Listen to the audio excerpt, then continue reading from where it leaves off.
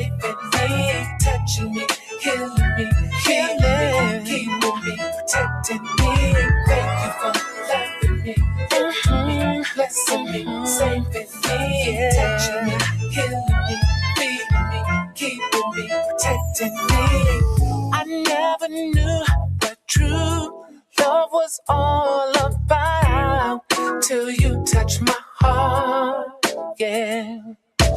And now that I found you, my life can start, new life can start, yeah. It's just because of you I'm saved by grace, your love and grace, so yeah. So I say thank you for loving me, lifting me, blessing me, saving me, touching me, yeah, me, yeah, yeah, protecting me, oh Lord, blessing me, saving me, touching me, healing me, teaching me, protecting me, oh Lord. I'll always love you for what you've done in my life. Because of you, I can go on and on. I can weather any storm. Oh, so I thank you for loving me, lifting me, oh yeah, me, saving me, Lord, touching me, healing me. Thank you, keep us protecting me. Ooh, yeah. Thank you for your love. Thank you. Oh, blessing me, saving me, touching me, healing me. Thank you, keeping me, protecting me. Thank you. Blessing me, so the love you give to me, protecting me, oh Lord, lifting me, blessing me, saving me, touching me, healing me, feeding me, keeping me, protecting me. Thank you for always blessing me, saving me, touching me, healing me, to me, protecting me.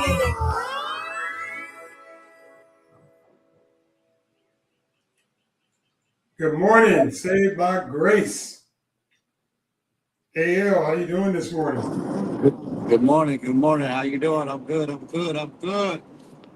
Oh man, I'm enjoying life. Getting ready for Therapy Thursday. Can't get no better than this. Yes, sir. How's the weather out there? Oh, nice and cool right now. Enjoying the cool weather. 55 degrees. It's gonna That's go a up good. today. That's good weather, right? Yeah, just enjoying the good while it's nice and cool. So it's gonna heat up a little bit today, but I'm hopefully be done by then. Oh, okay. Well, I try to be done now. I don't want to be out there. It's too hot. you don't want to be out there all day no more. I do, but I'm not gonna be all in the heat and be all these, you know. I'd rather be home, chilling. Chilling, enjoying the house that the Lord bless you with, right? Amen, man. Just being thankful, man. Being thankful. Yes, sir. What we got going on today? I didn't see the message. It's me, you, Glenn, and Will, and we want to, talk about, when God tells you something to keep your mouth shut. I know that's hard for some people. Some people can't shut up. Like when you was buying your home, God promised you a home, and you weren't running around telling everybody you about to get a home. You weren't doing none of that. It just happened. Yeah. I get it. Yep, for sure. So that's what I want to talk about, man. That when God make you a promise, are you trusting God for that promise? Are you believing that God is going to do what He said He's going to do, or are you just, just yakking? Because one thing I learned, man, and it's real simple, that you don't want to tell people what street your parade coming down, and then they won't have the ability to rain on your parade because Right. everybody not happy for you. Everybody don't want you to be successful. Everybody don't want to see you healed. Everybody don't want to see you delivered.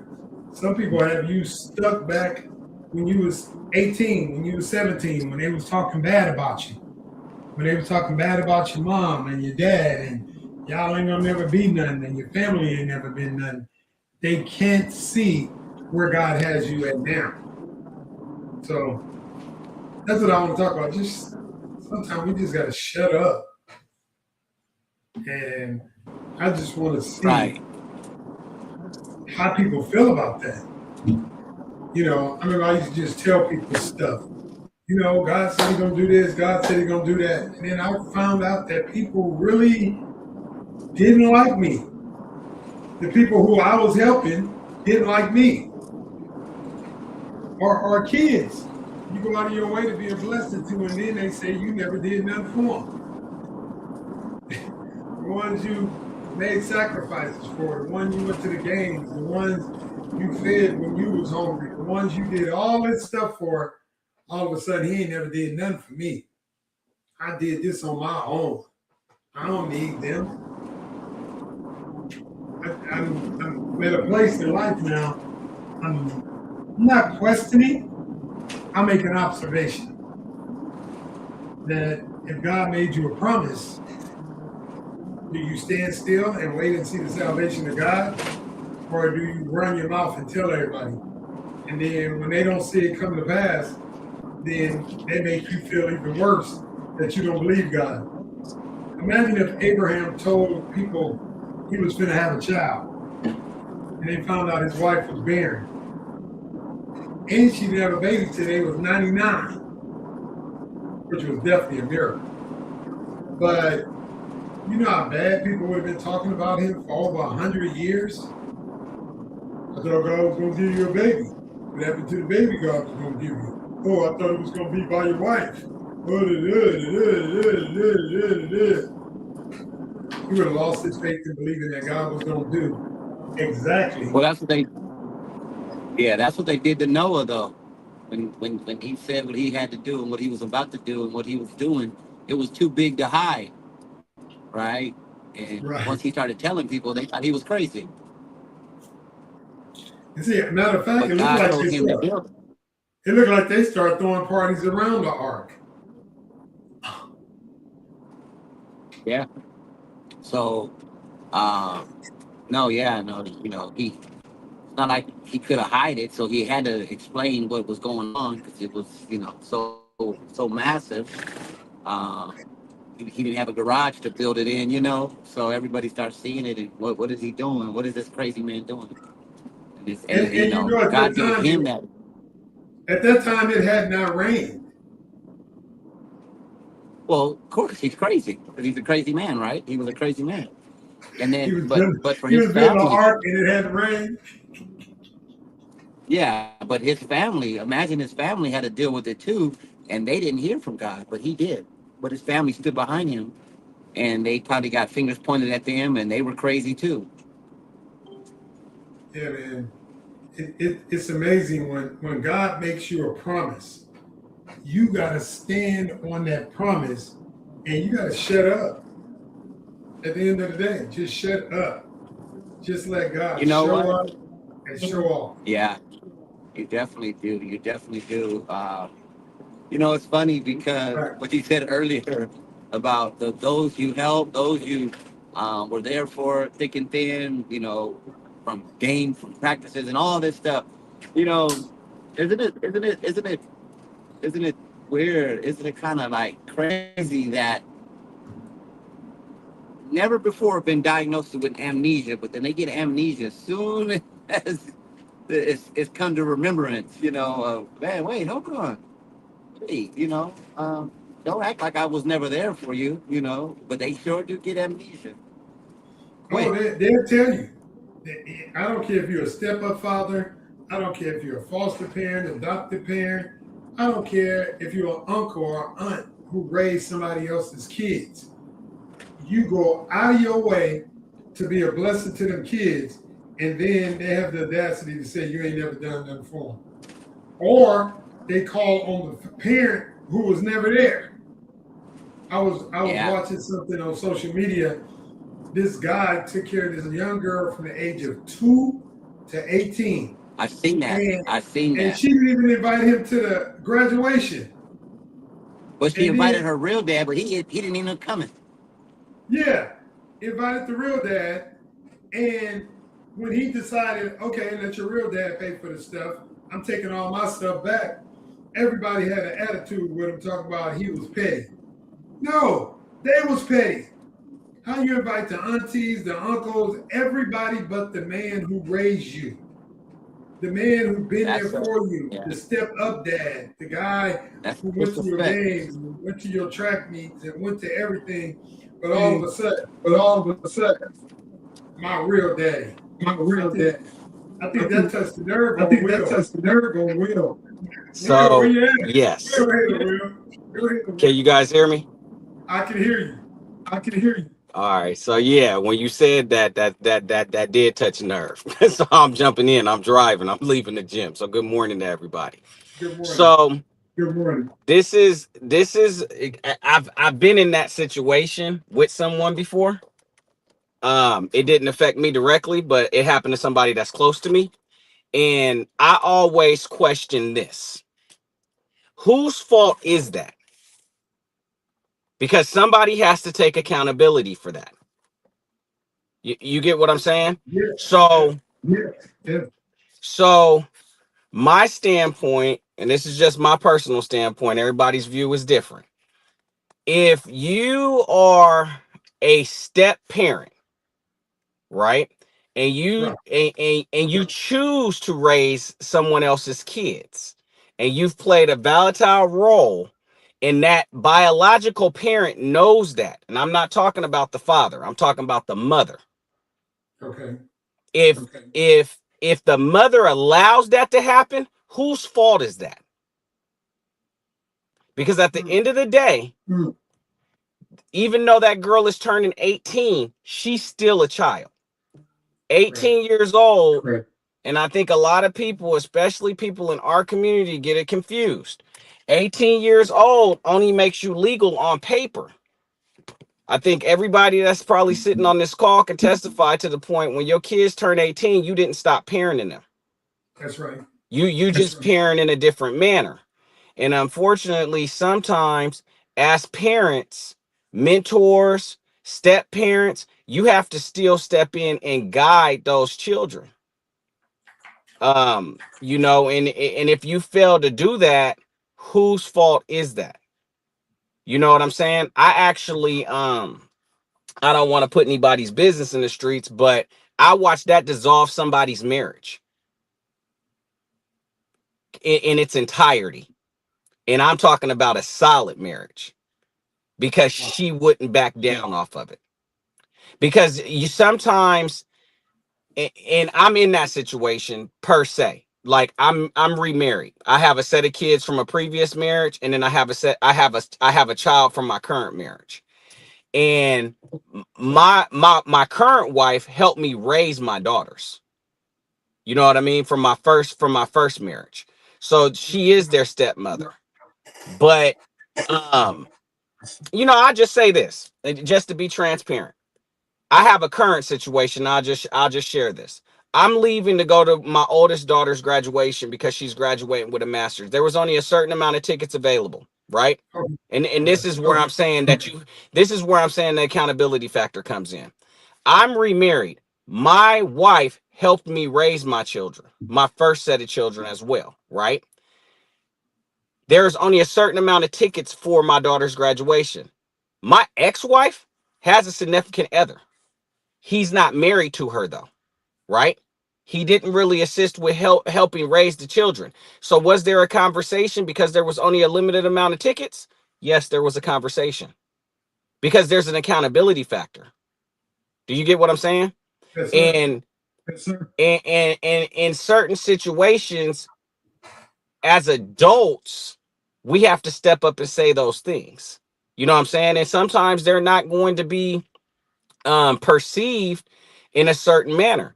I think in the group, since I've been in the group, I've said a few times, what I communicate to you is my responsibility. What you hear on your end is your responsibility. You get what I'm saying? But there's an accountability factor. And for those types of situations, I truly believe that there's a lack of accountability on someone's behalf when things like that happen, right? Because you have to raise your kids up the way that they're supposed to perform. You get Right. what I'm saying? So if there's an accountability factor in that situation, that daughter should know, hey, this is my biological father. This is my dad. There's a difference. You get what I'm saying? And that's just the reality of it. You know what I'm saying? And I think, especially as men and men of color, we do also have to take those things. You know what I'm saying? So, I mean, like I said, I use myself as an example. My ex-wife's boyfriend has been around for a while. So I have a daughter who's 18. You know what I'm saying? He's around mostly for her. And then my youngest daughter, who is now 14, right? So, like, Right. when we go to like prom and different things like that, hey, bro, come get in these pictures. You deserve to be in the pictures. I'm man enough to say that. But I'm also man enough to say, hey, this trip ain't for you, bruh. Sorry, but not sorry. So can you look at it like this? Can you look at it like this? Your wife is a step up, but she stepped up.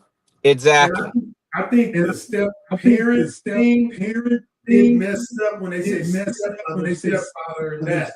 I think if you stepped up, it should be a conversation. If I assisted him in college, you ain't gonna bring all these extra.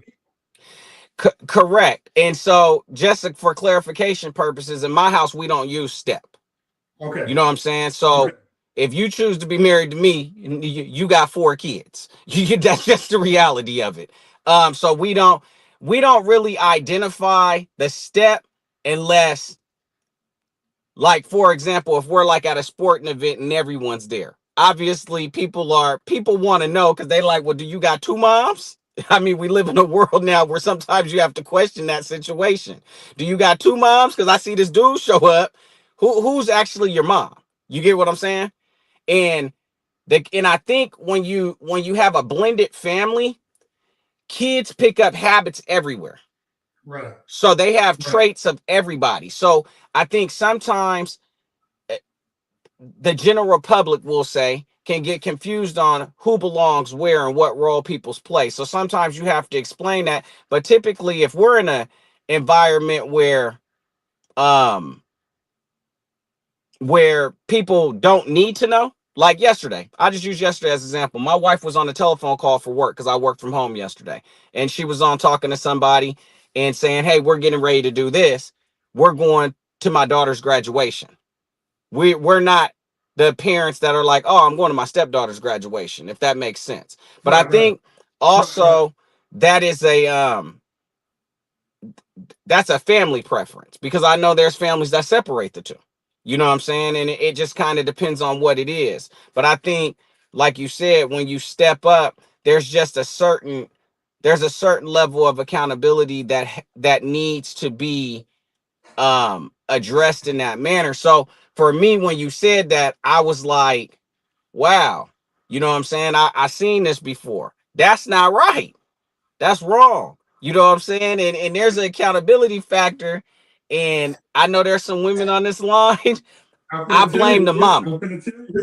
I blame the mama. And I'm a stand on that. Hey, it's one telling you right now. She said, for me, it will be my child's choice. Listen to the words. The child don't have a choice. Yeah. So, I mean, to each its own, but that's just my personal 2 cents. No, because my child will have a choice. Because if I'm paying for everything, I'm paying for and I'm taking care of and I'm everything, taking care of my everything, child ain't got no my choice. child ain't got no These choice. are the people who come into These the are the people who graduation. come to the graduation. It is what it is. It is what it is. Well, I wouldn't say that there's no choice. I think that there's flexibility in every situation, but that's not really what I'm touching on. I use the graduation as an example because that's a current situation. You know what I'm saying? But when I'm saying in that situation where you're allowing a child, and we're saying a child, Right. to make an adult choice, that's not right. And unfortunately, as adults and parents, we have to guide our children in the right direction. A job as a parent is not to tell a child what to do, it's to guide a child. That's why, if for those who have older children that are on the call, parenting changes. It goes in phases. You don't parent your adult children how you parent your toddler. That's true. That's true. You have to parent from you have to parent from the standpoint of where you currently are. And parenting never stops. There's no one that can honestly say, "Oh, my parents, I'm no longer a child because I'm an adult." That just doesn't happen. You know what I'm saying? At the end of the day, I'm 47 years old. I spend a lot of time with my dad. A lot. I play golf with my dad probably at least once a week, sometimes 2 or 3 times a week, right? Every environment that I'm in, I'm still his son. Right. Right. And that's just the reality of it. Does he parent different? Yeah, he still gives me advice, and I'm well into my professional career. But he still gives me advice. Sometimes I take it, sometimes I don't. You filter in and filter out, but the parenting doesn't change. There's never going to be a situation that's going to change the environment of, "Oh man, I'm an adult, I'm no longer your son." That just those dynamics never change. The parenting changes. Right. You know what I'm saying? And there is times where, we may talk about something and not agree, and it's like, "Hey, we're gonna have to agree to disagree, bruh." That's just the reality of it. You know what I'm saying? Because it is what it is. So and I think when you have people that are strongly opinionated, sometimes that's for the betterment, sometimes it's for the worse, but it never changes the dynamics that's your father or that's your mother. You know what I'm saying? Even when those individuals are deceased, the relationship dynamics never change. And it's the same with children. I agree with you. I agree I with you. agree because I there are agree people because who there are believe people that believe kids always got to say kids so. always got to say so. If I'm mad at this person, I'm mad at then this the mother person, don't like my my new mother wife, don't like my new or wife, you don't like the new, or you don't like the new, and you and wrong. you wrong. I see it all the time. I see it all the time. Yeah. Parents get mad at each other. Parents get mad at each other. Oh, it's graduation. We're taking my family over My your family over your family. That ain't happening. Now, That ain't happening. I do think that in certain situations that if an individual has done something that forces exclusion, then that's different. You know what I'm saying? Because the dynamics have changed. But yeah. I'm gonna stand on what I said, man. Hey, I gotta move an office today, so I'm gonna stay on and I'll be listening. But I'll check back in with y'all. I gotta log off right now, P-Shat. All right, bro. We got to invite Melanie on. Because Melanie has a different opinion. She said some lines. I'm open to listening. Okay, she said some lines are definitely gray, and some are very difficult to work through. For me, I'll give my child in this situation. And I not. So what we're saying is sometimes if there's 2 sets of parents, that's all I'm saying. If there's 2 sets of parents and both sets of parents step up and there's 4 tickets to our graduation, each one of those parents should get a ticket to that graduation if all 4 of the parents are participant in the child's life, if they're the step up parents. But if you did not do anything, if you wasn't in the family, if you didn't help raise the child, you don't show up at the celebration. Don't show up. I remember when Shaquille O'Neal became a all-star basketball player. He literally wrote a rap. He said, Sal was my father when my biological wouldn't bother. And there was times that his biological father never showed up, but the mother husband, the step-up dad, took him to practice, took him to the games, did everything. And when he got in the NBA, his daddy wanted to show up. And he literally wrote a rap. Sal was my father when my biological wouldn't bother. I even seen a movie, a Tyler Perry movie, and the guy named Lance played in it. The father dogged the mother because she was a side chick. Dogged her, didn't have nothing to do with the kid. The kid, Rick, I forgot Rick's last name, but Rick was playing a role in their life, and the family tried to make it like Rick was trying to rip her off. And Rick Fox. Rick Fox was playing the role as a coach and was helping the boy, got the boy in the NBA, and all of a sudden everybody turned on Rick. And then the daddy gonna show up. And Lance was like, ask my father. You know, because I ain't seen him. He ain't never been there for me. So ask my father. Because I don't know where this dude came from. And he's not going to get the credit for what my mother and somebody else did. And as a culture, we always try to act like that person was there. That person wasn't there. That person didn't step up. Listen, Father's Day is coming up. And there's some dudes out there that are not fathers. And they need to go over their child's mother house and bless that step-up father. Because at the end of the day, if he the one stepped up, if he the one feeding them, he makes sure a roof over their head, clothes on their back, shoes on their feet, gave them a home, and you out there running rampant, ain't doing nothing, or can't do nothing. Listen, go over there and buy that man a Father's Day gift. Go over there and tell that man, thank you for being there for my child.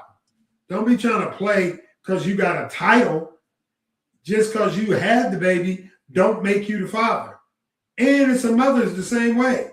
I know single fathers out there who raising their kids by themselves, struggling just like single mothers struggle, doing the very best they can, and gets no credit. None. And them fathers is doing their very best. One of my buddies who's on the line, he did his best. And he ended up, kids turned out great. But as a single father, he had to make sacrifices on living, sacrifices on transportation, sacrifices on everything. Ooh. And he was glad to do it. No complaints.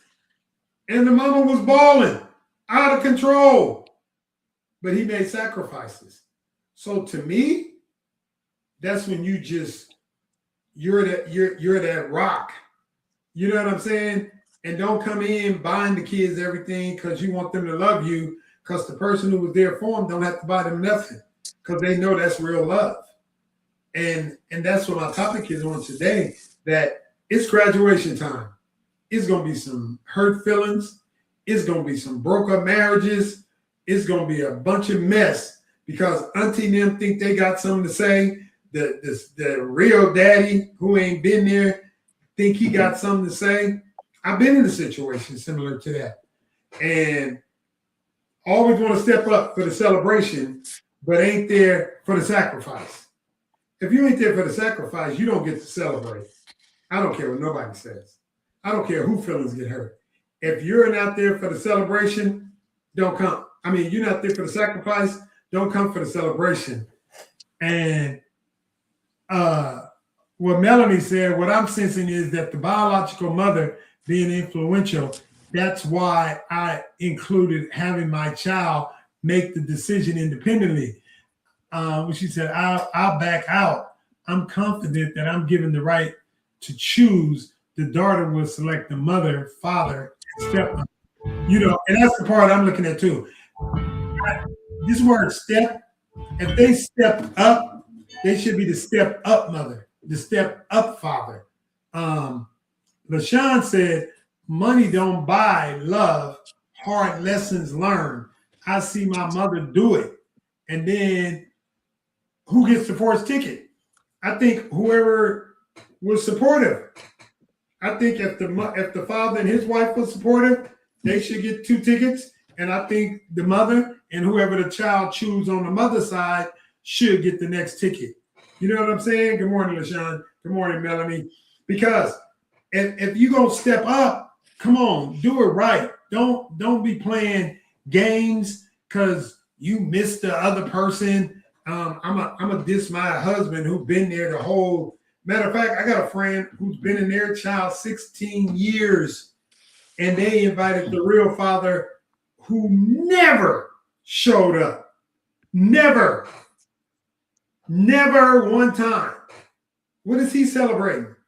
He ain't paid no child support. They didn't even take him to child support court. He ain't did nothing. What is he coming to the celebration for? He's not allowed. I don't care. Or she's not allowed. If she didn't step up and do a good job as a mother, you're not allowed. If them children was raised by a step-up mother, then if that child chooses on your side to give y'all the other 2 tickets, that choice is yours. But on my side, as for me and my house, we raised you, we took care of you, we was there for you. Guess what? We coming. And I don't care how you feel, because we're the ones who bought the clothes. We're the ones who put the shoes on your back. We're the ones who went through your crying years. We're the ones helped you with everything. LaShawn said a supporter seems to be getting treated like crap once the kids grow up. That's the cold part about it. Money does not buy love, but it will hurt your feelings. And that's understandable. It will. Because you've been supportive all these years and you've been there for them all these years, and then all of a sudden you treat it like crap. Really? So the one I seen on Facebook was the dude was like, okay, your father, who ain't been there at all, not showed up one time, you want him to come to the graduation and not me. The daughter said, yeah, I'm sorry. He said, I'm sorry too. She said, why? He said, because I want your daddy to pay for everything, because I'm canceling everything. I'm canceling the party. I'm canceling the new car. I'm canceling everything because that's the choice you're making. If that's the choice you're making, choose. But with that choice come consequences. So don't get mad when you got to deal with the consequences that come with your choice. Because if you think you're an adult and because you turned 18 and you want to play that role now, then that's your choice. And if your mother is encouraging you to do that, or whoever you want, somebody's encouraging you to do that to the step up parent, then you might need to go on and move out and stay with that person. When we was growing up, we didn't get to make decisions as parents. Get decisions. Our parents took care of it. Yeah, and that's what I'm saying. And I'm just old school, but I believe just because you're 18 don't mean nothing. You went to sleep 17, you woke up 18, you still sleeping in my bed, living in my house, eating my food, getting a ride in my car. I'm the one taking you to your graduation. I'm the one buying graduation clothes. I'm the one doing all this stuff. Guess what? I'm the one making the decision for them tickets. And I'm going to make those decisions.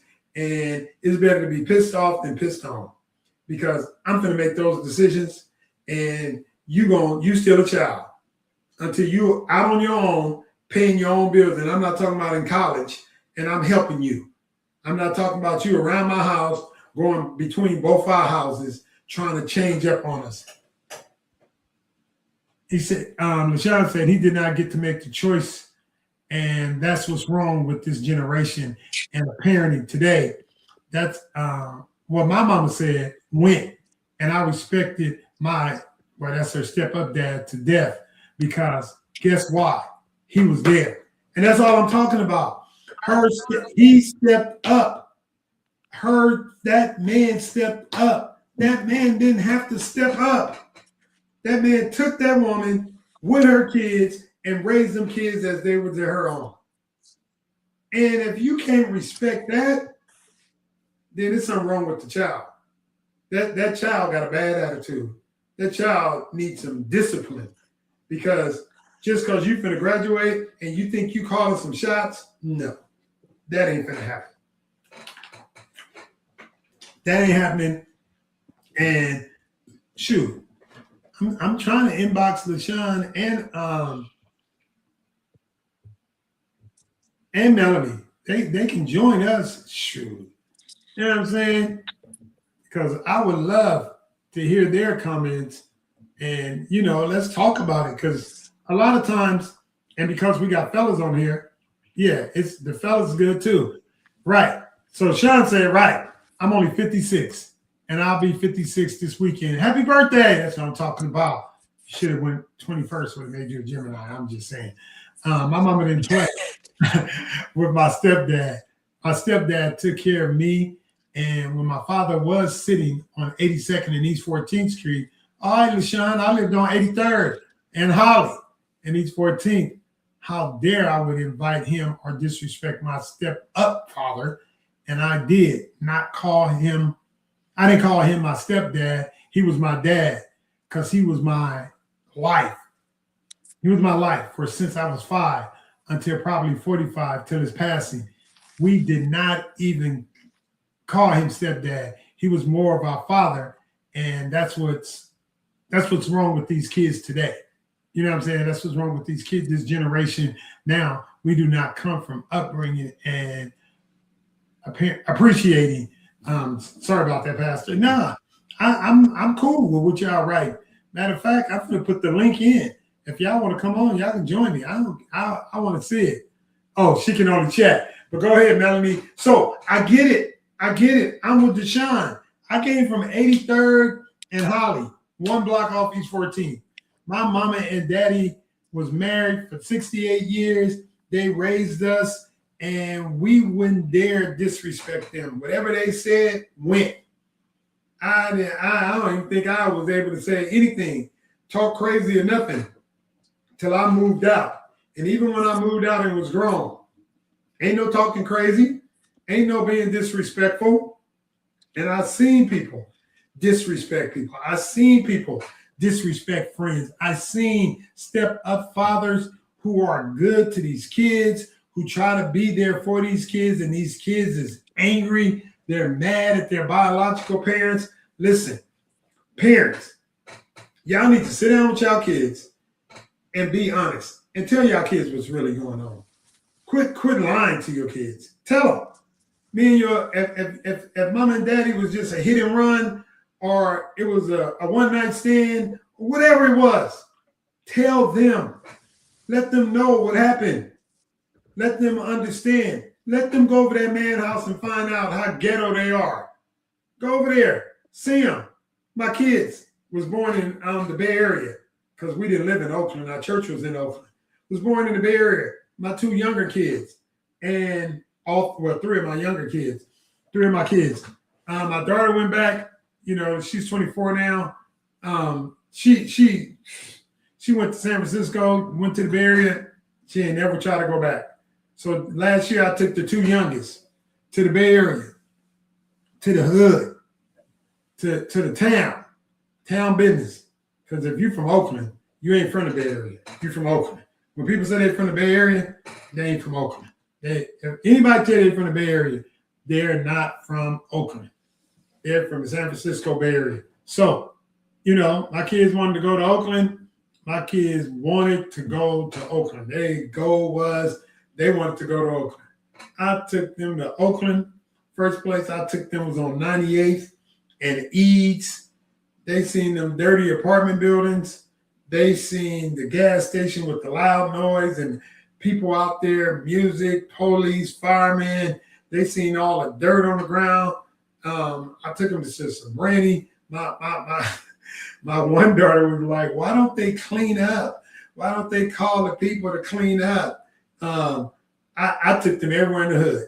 I took them to the hood. They was like, can we stay somewhere else? Because I was going to get a hotel in the town business. You want to be in Oakland? I'm going to take you to Oakland because you're going to quit telling people you from Oakland. I took them to the town there, and we went to Pleasanton to stay. They were like, we don't want to be around this. They ain't never mentioned Oakland again. They came home and they appreciate where they live. They appreciate it. Initially, they didn't appreciate it. They was not feeling, this suburban life, this quiet life, all this stuff. Bro, they went to the town and we ain't got to worry. They ain't never thinking about going to the town again. And sometimes you just got to be honest and tell people the truth. Literally tell people the truth. And when people hear the truth, let them make their own decision. Let kids if you want them to make a decision, take them somewhere they ain't never been and see what kind of decision they make when they somewhere they ain't never been. When they think where you came from, or they think, that they're having a hard life and they think life ain't all of this.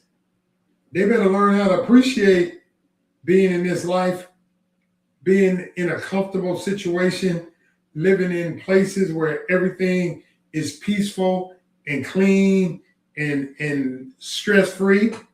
Because you grew up in the inner city, you have PTSD. You know what I'm saying? You got your mama's side of the family tripping. You got your daddy's side of the family tripping. They don't like each other. All this crazy shenanigans and stuff take place. And you don't even understand that you grow up with post-traumatic syndrome. You grow up stressed out and you wondering why your life is so difficult. Because you came from the hood. When we grew up, it was a neighborhood. We had a covering, right? The neighbor can whoop you. The people down the street can whoop you. You weren't going to do nothing. You weren't going to make your parents' name crazy. Now your kids on social media, they embarrassing you and the whole entire family. This is what Sean said. She said, sometimes the children are adults. So I'm 52, mother of 3. Had all 3 of my kids as a teenager. Mother of 3 at 18. I didn't pay their college tuition, and I refused to finance their expenses while they work. They are adults. I stepped back most of the time, and I raised them by myself. Dad died when the oldest one was 12. Let them be grown. That part, now that I got to respect. She was 18 years old. She made a decision, had 3 kids, and she raised them right. And now they're adults. I 100% get that, Melanie. I get it. And listen, I would not knock how you raise your kids and how you took care of your kids and how you let your kids be themselves. But their parents, some of these mothers think they sons, they sons running the house. They got a husband and the son's running the house. The son's talking crazy. I watched this one TikTok of a mother and a son. The mother get ready to go out, the son be going off, talking crazy to the mother, and the mother let the son do what she want him. He do whatever he want to do, but she can't do nothing. He take her car keys. He tell her what she is and what she ain't gonna do. You know what I'm saying? Sean, Melanie said they are very capable, and that's a blessing that your kids are capable. But there are some moms whose sons think they're the man of the house. And you ain't no man on no house. You ain't paying no bills. You ain't paying anything. You a kid. And kids ought to stay in kids' place. When I was a man, I acted as a man. When I became a man, I left childish stuff behind. But these young kids today is doing whatever they want to. Their mama got girls spending the night. Listen, we had 8 boys, 7 boys. Ain't nobody spending the night in this house. Only one doing something in this house is me and my wife. Ain't no woman spend the night. Ain't none of that foolishness out of my house. And that's the difference. Because when you have a man in your life, a real man, because sometimes we got mama's boys. Some of you women married to some mama's boy. Anything they mama say, go. You might as well let him go stay with his mama. But when you're a man, it's just certain stuff you ain't finna deal with. You're not finna deal with shenanigans. And shenanigans is anything that's not normal. If you don't know what shenanigans is, you ain't finna deal with no shenanigans. In my house, no shenanigans. Peace of mind. I just recently had to tell my grandchild father, look, bro, don't touch my child. That's my child. You touch her, you're gonna have some problems with me and her siblings. And you're not welcome in my home no more. And that's pretty cold. Get your own home and go to court and get joint custody of your child. But you're not welcome in my home. Because ain't nobody gonna put their hands on my child and think you're gonna come visit my home. No, it ain't gonna happen. It ain't gonna happen. Because I'm putting my hands on you. And then I might be incarcerated. So we're just gonna eliminate that problem. Don't even come to my house at all. And I don't care who don't like it or whatever. That's the choice I made. We're going to stand on it. My daughter understands. My wife understands. Don't come over. Come over, I'm going to call the cops because I'm saving you. Because now you're trespassing. And don't come over because that's saving you. And you're right, Sean. You got to say it. You can't. Listen, it is too many young women, wives getting taken from jealous, ignorant, crazy men. And some of our daughters make those decisions because they're mad because how strong their daddy was. They want to be like everybody else. They want to be a hood. They want to be from the ghetto. They want to be loud. They want the nails, the hair, all that. When you come from a great home, praying parents, loving home, car, education, and you want to go out there and hang with Quita and them, Shanae and them, and act like them, girl, bye. And whoever you run into or happen to have a child by, they're going to know you got a daddy. And they're going to have a conversation with your father. And I don't care. They don't like it because dudes out there are manipulators, especially the mama boys know how to find women who they can take advantage of. Melanie said, parents today needs to let their grown children be grown. Go get your own car to drive, not mine. Get your own degree. Do not capitalize on mine and what it does for me. I did it. So can you. I'm not pampering my grown adult children. I get that. I'm with you. They don't know nothing about this lifestyle. Not in a real life. They want to be. In real life, listen, social media has messed these kids up. I don't care what nobody says. Social media has messed people up. Me and my son was in college, living in Atlanta. We're at his apartment. He had a bedroom set. Front room was empty because, he in college. He got to buy some stuff as he lived there. I'm at his house visiting him, hanging out with him, maybe go on Craigslist, try to find a couch or something. We're just talking, visiting, having a good time. That's what I'm talking about. Say it loud. She said, say it louder, sister. It's a dodo. So they don't know nothing about lifestyle. So we see a young lady. I don't know if it's a Louis Vuitton or a Chanel purse. Because in Atlanta, they got an eviction team.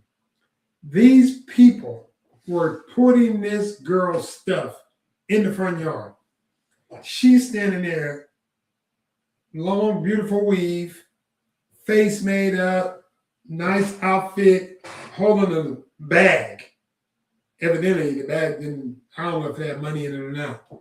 And made him just looking at her. And they're putting all her stuff on the line. And I guess she's trying to call some people, nobody answering. because she looked frustrated. So after about an hour, she's still standing there, just with her purse, standing there. And we asked her, we like, hey, you need some help? Hold on, let me read what Melanie said. She said, parents need to hold their adult children accountable. They get too many passes. Love them tough, but love them regardless. So we was and I agree with you, Melanie. So me and my son decided, hey, you need some help. He said, my apartment is empty. I can store your stuff until you get somebody to come and move it. You know what I'm saying? So me and my son, yeah, she definitely couldn't live in that bag. So me and my son moves all her stuff that they just put in the front yard in his house. Bed, he had a place for a table should go in the kitchen, bed against the wall, all the furniture, everything in the house. She says thank you. And it took him almost a month to find her, for her to come get her stuff. Which he's better than me, because I would have set that stuff up in my house. You know what I'm saying? You ain't came in a month, stuff don't belong to you no more. Evidently, you didn't care. You so busy trying to look the part, but homeless. Got literally dropped off in an Uber, standing out there looking stupid, holding a purse on your arm, and now you've been evicted. You're not dumb, you look just dumb. Standing out there in the front yard, got evicted, but you got a Chanel or a Louis purse on your arm. You got your hair whipped. You got your lashes. You got your nails. You got your face made up. You got a nice outfit on. You got on high heels, and they throwing all your stuff in the front yard. And you don't even go out there to get it. Yeah, pretty much like the Kiki Palmer movie. And we're looking at you, because at this point, we ain't even trying to hide like we're not looking at you. Everybody in the whole complex is looking at you. And you just standing there. And nobody stepped up to help you. We stepped up to help you. And then it took you a month of us tracking you down, blowing up your phone. Hey, lady, what's up? You coming to get this stuff? I got to put some furniture in my own house for a whole month. A whole month. And I don't know if she was out homeless for a whole month. I don't know what happened to her. But he said finally, after about a month, some of her and her friends came and got the furniture. But she wasn't looking like 3 or 4 game wasn't up. I don't know what a 3 or 4 game is. But her and her friends, and he said she didn't look like she didn't have that Chanel purse. She had on some jeans, some tennis shoes, and them nails was gone. And she was helping putting that stuff in that truck. He said he helped them, but he was like, what happened to that? I guess she said 3 or 4 game. What happened to that? And that's the problem that I have. I have a problem with these young girls out there looking for people who are balling out of control. But what are you bringing to the table? You can't cook. You ain't clean. You know what I'm saying? When I was young, I was 17. I went over a girl's house. It was so dirty. I helped her clean her whole house. She said, what we finna do next? I said, I'm going home and take a shower. And I ain't never talked to her again. No man want a woman who's not smelling clean. And then they're saying, and I Googled it, that these BBLs, because you putting foreign stuff in your body, is smelling. So now men are not attracted to women who are smelly. They might hook up with you, but you ain't finna be their wife. Good morning from Dallas, Texas, Pam. You ain't finna be their wife. You're gonna be a side piece. They're gonna go get somebody who look normal, who working, who taking care of their business. They ain't out looking for no, I guess, a 3 or 4 girl or somebody else. Listen, a real man, and you might get a little boy. You know what I'm saying? And then don't forget about the trap. There's some women just trapping men, having babies bombed so they can get paid the rest of their life, or at least for 18 years. and then they wait a couple of years, have another baby by another famous person, so they can secure their bag. I was someone was talking about they was getting Megan Thee Stallion said she needed 700 grand a month for her makeup. What are you building, a robot? And then everybody mad because the dude left her. I would have left her too. 700. You think I'm your boyfriend and I'm going to give you $700,000 a month just because you're a Megan? Listen, girl, bye. I'm definitely finna mess around with somebody else because you are not the one. So Anwar, what we're talking about today, bro, is the step-up fathers that, the young lady had 4 tickets and the father and his wife who stepped up helped her raise them, and they didn't want to give the step-up mom a ticket, but they wanted to get a mama boyfriend a ticket who didn't step up at all, who didn't do anything at all. Like, what? Go ahead, Anwar. You got a comment? Not yet. I'll just listen. All right. How's that little boy over there? He's well. Everybody's good. I'm on the road, That's but what I'm talking about. everyone's well, brother. Everyone's well. All right, Amina's in the championship for a softball team, Alameda softball. So tell her I said congratulations. yeah, man. About time. Yeah, I like the fact, and if we're talking about step up parents, I like how you have stepped up for other people's kids, how all of y'all get along, and I mean get along, like y'all family. And maybe it's the islands, maybe it's not America, maybe it's where you're from. Because these American people be fighting over everything. They don't get the step up father. They don't get that step up thing. You know what I'm saying? And my oldest son, mom and wife is best friends. Ain't no division, no nothing. They family. Everybody family. Nobody got time to be arguing and going through all these different changes. And it's graduation season. And these young people don't need to be making these decisions about these tickets because they mad at somebody or they mama mad at somebody. If the woman stepped up, her and her husband raised you, she should be getting a ticket. The other 2 tickets, your mama could do whatever she want with her tickets. But all 4 of us, or at least all 3 of us, is coming to that graduation. Not your granny, not your auntie, not your cousin. No. The people who raised you, the people who took care of you, the people who made this happen so you can graduate. Only people who come. And whoever don't like it, hey, it is what it is. And that's what I'm talking about on today. That we in this season that just because this kid is graduating, they think they can call the shots. And then we talk about these young boys who are being raised by women who think they're their mother's husband, or they think they're calling shots. Little boy, go somewhere and sit down. Your mama gave you way too much power. And that ain't happening around here. And I see it all the time. I see and the mama is depending on that little boy for way too much. That is not your man. That is your son. And let him stay your son and quit putting him in a position as your man because he's not your man. That's what I'm saying. So,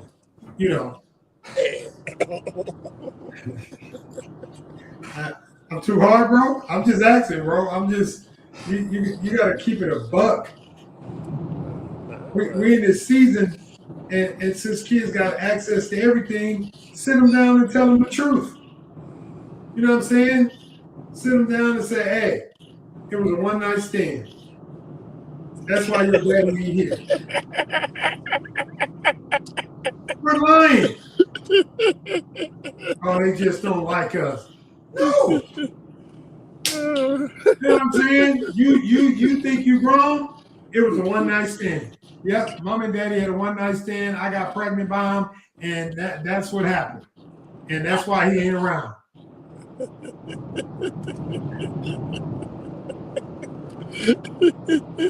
and what Melody said is it ain't the child who calling the shots. It's that mother over there mad because he got remarried and he living a good life, or it's the woman who married to the dude and she wants she missed that dude, the baby father.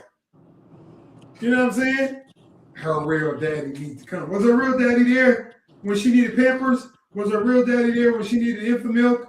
Was her real daddy there when she got hurt and needed medical and dental and life insurance? Where was the real daddy at then? And if the real daddy didn't step up then, he don't need to celebrate now.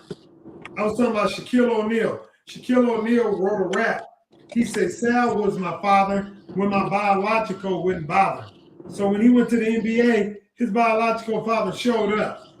And everybody was wondering why Shaq was treating him a certain way. Because Sal was his father. You know what I'm saying?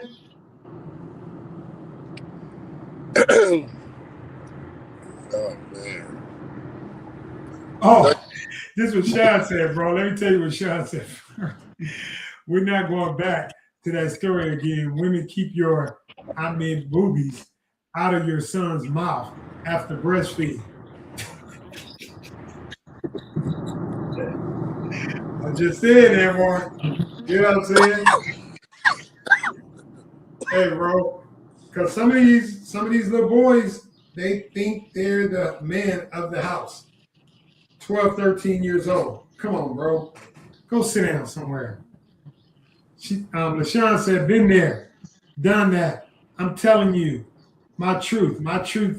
I just had to go through this, pastor, and you guys, I just had to go through this with my youngest daughter. She had the nerves to tell me about my past when I let it out. She didn't like that fire. Man, listen, and he ain't on the phone. Amar Khalil will tell you. He was talking about his mom was dealing with a whole bunch of stuff, mental stuff, drugs, alcohol, all kind of stuff. And the mama told the son, get over it. It is what it is. It happened. I was on drugs. I was incarcerated. I did what I did. Ain't nobody, you ain't gonna sit here and tell me about my life. I'm the reason you here.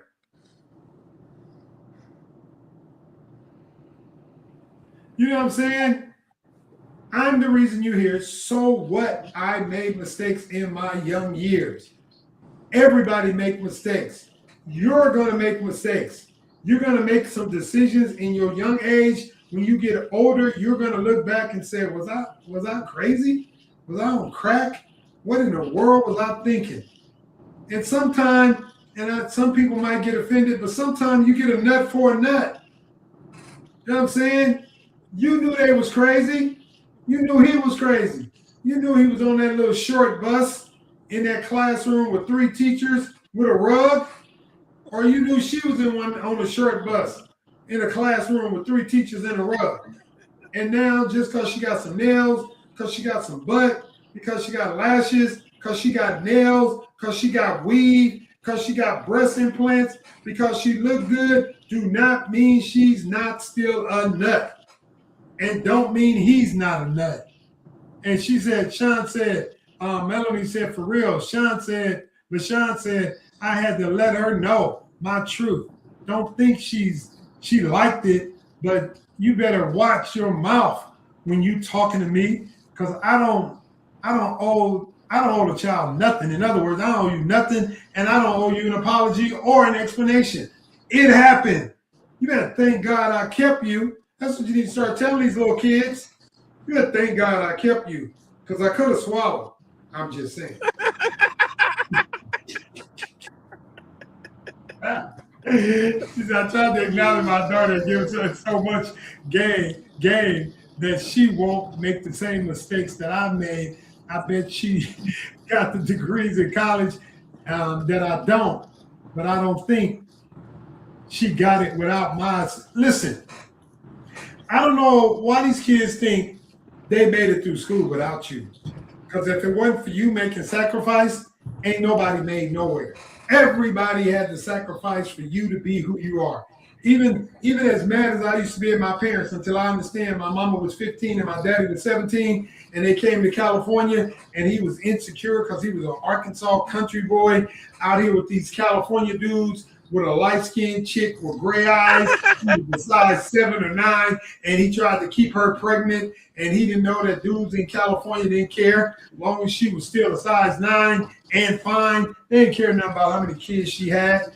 Once I understood that dynamic, that he had a second grade education, but he went in the military and he did great, and he raised all 14 of his kids, and she helped him raise all 14 of his kids, I had to understand the dynamic that I was dealing with. Listen, if it wasn't for them two, that 15-year-old and 17-year-old, that 15-year-old who didn't have a mother, whose father got killed when she got to California, that 17-year-old family who didn't support him, and a 50, ain't no way in the world my 15-year-old, 17-year-old finna move to a whole nother state, have 14 kids and nobody there to support them.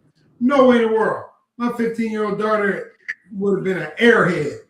My 17-year-old son wouldn't have had no sense. And they raised 14 kids, stayed married 68 years.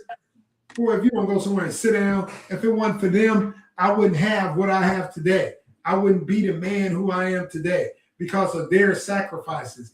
Their sacrifices is the reason I'm a man of God.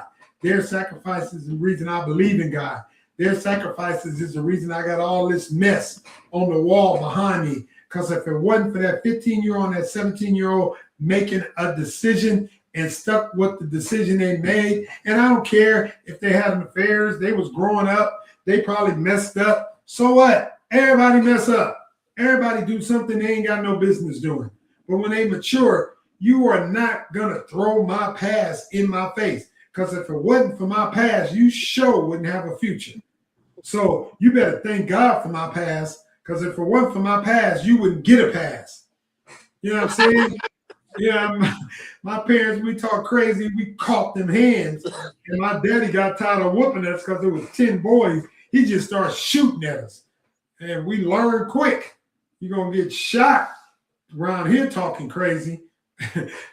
Sean said, and yes, your mother was beautiful. So I get it. I've been around long enough to know. I've been around long enough to know these kids don't get it. They don't come from the parenting, the grandparenting. I don't know the kids nowadays are overprivileged. That's what they are. My oldest grandson, I think he lives his best life. He'd rather be out there with Tom, Dick, and Harry and Jerry. Man, they don't get it. I feel sorry for these children today. A lot of them black and brown men dying, and they are really messed up with these drugs. Listen, tell your story, Pastor. Listen, these kids are messed up because we didn't beat their tail. I don't care what the government said. Bible said, train up a child in the way he should go, and when he get old, he won't depart for the training. I told my kids, I wish I would catch you on the block. I double dog dare you. Let me catch you on somebody's block. You're going to get beat down on the block. And my mama lived on the block. And I bet not catch you across the street. If you come to 1607 83rd, you better sit your behind on that porch with my mama and daddy. Because if I catch you across that street, you're going to catch these hands. And I ain't playing with you. And she said, I was born and raised on 75th and Spencer. My family is the Hives. I've been around. They went to Casamount. So did I. Do we have his court, Havens Court, and Lockwood? These kids today wouldn't know nothing about the light. Listen, our kids can't. My daughter couldn't even handle the dirt, the dirty streets in Oakland. Dirty. She's been living in cribs her whole life. She's been living in the suburbs her whole life. She was like, oh my God, I can't believe these streets are dirty. Oh my God, why is the music so loud? Oh my God, why are these people arguing? Oh my God, why are we going over your friend's house? Oh, this little house. Oh, girl, this is where I came from. And because I came from here, you have the opportunity to live where you live. So quit saying, oh my God. Oh my God, you better be glad you didn't live in the hood and you got kids. at their age. So don't be knocking these people over here. They're doing the best they can with the information they had. And that's the problem. We get them too much freedom. You don't get too much freedom. My kids know. Even my grown ones, they know. Let me catch you out of pocket. I don't care. Care you grown. Let me catch you out of pocket. Let me catch you disrespecting somebody. Let me catch you acting a fool. It is. It is what it is. And I ain't no violent person. I ain't no angry person. But you ain't finna disrespect nobody. You ain't finna act a fool. You ain't finna embarrass me. You ain't finna do none of that. None. I even had to tell my sisters them and my siblings. Y'all kids better learn how to respect adults. And my mom's awake. And I know some of y'all know, and my mom's awake. My nephews and nieces talking crazy. Yeah, found out. They ain't never seen me fight, but they all of a sudden they understood them one-hitter quitters. They quit. Listen, my mom is dead. You disrespectful, and I'm paying for the funeral. Help paying for the funeral, and I'm preaching the funeral. Caught them hands. I guarantee you, they found out I wasn't playing. You don't mess with nobody when their mama died. And you know what I'm saying? They don't know nothing about Oakland. They don't know nothing about the hood. These kids ain't got a clue. They don't listen. When I grew up, it was a neighborhood. Then it turned into a hood. And most of my siblings, my younger brothers, made the neighborhood we live in the hood. Melanie said, that's why I said I didn't pay for my children's college education. They all have degrees that they themselves paid for. My daughter is a nurse. Congratulations. 2 sons has bachelor's of science degrees. They earned it. They paid for it. Their education themselves is possible. Let adult children be grown. Experience teaches. They learn to appreciate it. And yeah, and I'm a victim of that. You know what I'm saying? For a while, my kids spoiled. But then I got to the place like, y'all grown. Y'all figure it out. Because I wanted to get them everything I didn't have. Everything I didn't have made me who I am today. I'm glad I didn't have it. Because if I would have had it, I wouldn't be the person I am today. When I used to hang out with my friends, they used to like, let's go drink, let's go smoke. I'm like, let me tell you something. First of all, if I didn't lead it, I ain't doing it. Under no circumstance. If I didn't lead it, I ain't doing it. That's number one. And then I'm scared of that dude, my daddy, at my house. So I don't care nothing about what y'all talking about. It's a dude who I live with. I bet not under any circumstances come home drunk. I bet not come home smelling like, and I had to buy gas for my Subaru. So yeah, I ain't finna. Gas was 68 cents a gallon. And I didn't have that much money anyway. So I wasn't paying for it. I wasn't paying for nothing. And I wasn't finna get caught up fooling with other people. That's what I wasn't gonna do. I want none of my friends. I never smoked. I had one drink at a party that I gave for a young lady. And once I made it home and I seen how everybody was treating me, how everybody was acting, I prayed, got in that waterbed when I woke up in the morning, and that was when I was 18 or 17, turned 18. I ain't never had another drink. I ain't never smoked, and I ain't saying I ain't better than nobody. I still got my own issues. I still got my own stuff, but I don't drink. I don't smoke. I don't try to. I always made my own decisions. You know what I'm saying? And yeah, we was scared. I was scared of my parents. I was scared of my mama. Scared of my dad.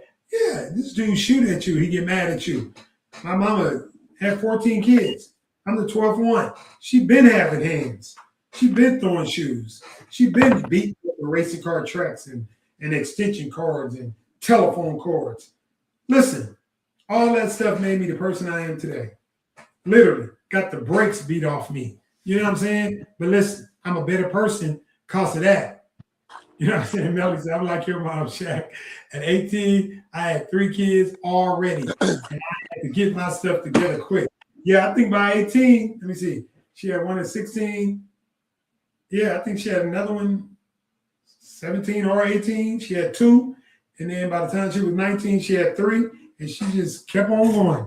She had 7, and then she had 7 more. Sean said she didn't start drinking and smoke till she was 25. But don't forget, I had 3 kids by the time I was 21, and I ain't have time for nothing. Listen, I don't know if people understand this or not. It is hard raising kids. If you ain't got no help, my daughter got me, my wife, my son, who's 15, my other son, who's 34, and my daughter, who's 18, to help her. Melanie said, I stopped at 3. To help her. And it's still difficult raising kids. I didn't even realize until my grandkids live with me how difficult it was raising kids. It is, you got a 2-year-old girl who got nothing but energy. And she want to play and then she want to be in the bed and she want to lay on you and do all that stuff, be on your head, everything. You got a little boy about to be 8 months. He got a lot of energy. I'm like, Lord, this is a lot. So when I see somebody 18 years old, 21 years old, 20 years old raising kids, I got to give them props. I respect them. I applaud them. And especially ain't nobody else helping them. So kids don't get the right to get up and get grown and think they can talk crazy to you.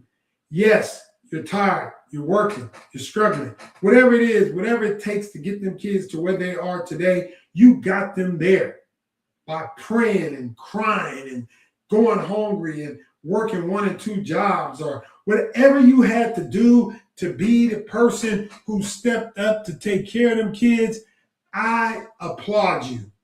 I'm not disrespecting no mothers. I applaud you if you're a single parent and you help raise your kids. It's Sean said it's hard. 17, 19, and 21. Daughter right now that I'm raising is mentally disabled. You know what I'm saying? Always be at home. The things that I did when I was younger, I'm paying for it now. Didn't know nothing about them people, family. And now I'm just learning. And I'm grown years later. So you got to be careful who you have kids by. So I'm telling you. Hey, babe. Go ahead. You should be careful who you have kids by, right? Yes. Hey. Okay, my son gonna wake up. But I won't speak for myself. My wife speak for me. That I'm an in-between dad. She knows. That's what I can't say. Babe, come here. You can't say it. Why you can't say it? You can't say who you had kids by? I think. Hey, come in here. This the what's we call it line. Tell Shaq what kind of in between that I am. She sounds too loud, but she kind of, it's funny. She got to have earrings and brush her teeth before she even speaks. Hey, it's 7 a.m. out there, bro. You can't just on a podcast talking and you ain't brushing But teeth. I just want to let you know that she came to what black women come just to say what kind of in between dad I am and father. And I spent the night with my daughter yesterday because she had softball last night. So it's all about how you started. Hey, bro, I can vouch for you as a father, bro. You are a great father. It's not the same as when the woman said, The woman said something different. You're not a great father? Of course, they can't say that. I am a great person. Of course, I'm going. You're a great person, and you got a great person. And I raised her son. Oh, okay. So That's you what I'm step saying. up. So you a step No, I up, call father. in between too. that. I'm just an in between that. Nah, you're a step up, father, bro. You stepped up, and when you step up, I still think that I applaud the dudes who step up. I applaud the people who make a decision that if we're going to have kids, I'm going to treat all the kids the same. I'm going to love all the kids the same because they're kids. They don't have nothing to do with what the two adults is dealing with. If you step up, anybody step up, anybody there for you. You know, Sean was talking about she was young and dumb. I don't even think you're young and dumb. I think you're young and you're interested in somebody, and they make you feel like you're interested in them, and y'all get caught in the moment, and stuff happens, right? And you make a decision, and you decide, I'm gonna have the baby. He decided, I don't want the baby. It was just a one hitter quitter. You know what I'm saying? He go about his business. You have to raise that child. And sometimes it's difficult. Some parents get their kids up. Some parents' kids get taken. And foster parents and adopted parents and aunties and uncles and cousins and different people are raising those kids. And it can be very, very difficult raising somebody else's child, knowing one day they might turn on you. You know what I'm saying? But the only reason people turn on you is because you allow them to. You know what I'm saying? And if you train that child up in the right way and explain to that child who they are, what type of person they are, you know, teach them how to love, teach them respect, teach them to honor God, they can still love their biological parents. They can still care about their biological parents. But at the end of the day, they know who their parent is. They respect you. You know, I got family members, got kids, ain't raised one, but always talking about, I'm your mama, I'm your mama, he your daddy. You or him ain't been there for none of them kids. For none of them. But you want to play the mama role. You're more in love with drugs than you are with your children. You've been on the same drugs for 37 years. You know how much money you didn't invested to the drug dealer? So don't be trying to come and celebrate at celebrations. Don't be coming to parties and try to, graduations and birthday. You're not welcome because you didn't do nothing. You're not a part of this celebration. You're not a part of their life because you made a decision not to be a part of their life. They didn't make that decision. You made the decision. You abandoned them. And now you owed, still on drugs, still drinking, still smoking, still cussing, still acting a fool. But you want to, I'm your mama. That ain't your mama. It is. If that person raised them from birth and that person, they've been in that person's life their whole life, you're not their mother. You're a surrogate. That's who you are. You had a baby for somebody else. And that person took care of them. That person nourished them. That person loved on them. And that person raised them to be a mighty man or a mighty woman of God. And now you think you're going to step in, or you trying to play the guilt trip. I'm sick. You don't even check on me. You ain't checked on me in 18 years. You ain't checked on me. You ain't bought me no bazooka bubble gum. And that used to only be a nickel. You ain't bought nothing. So you're not the mother.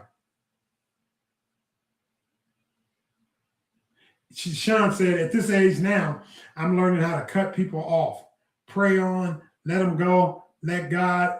I'm really serious that I can't go back to this lesson. So, Sean, I'm reading this book, and this book is called The 4 Agreements. They got one called The 5 Agreements.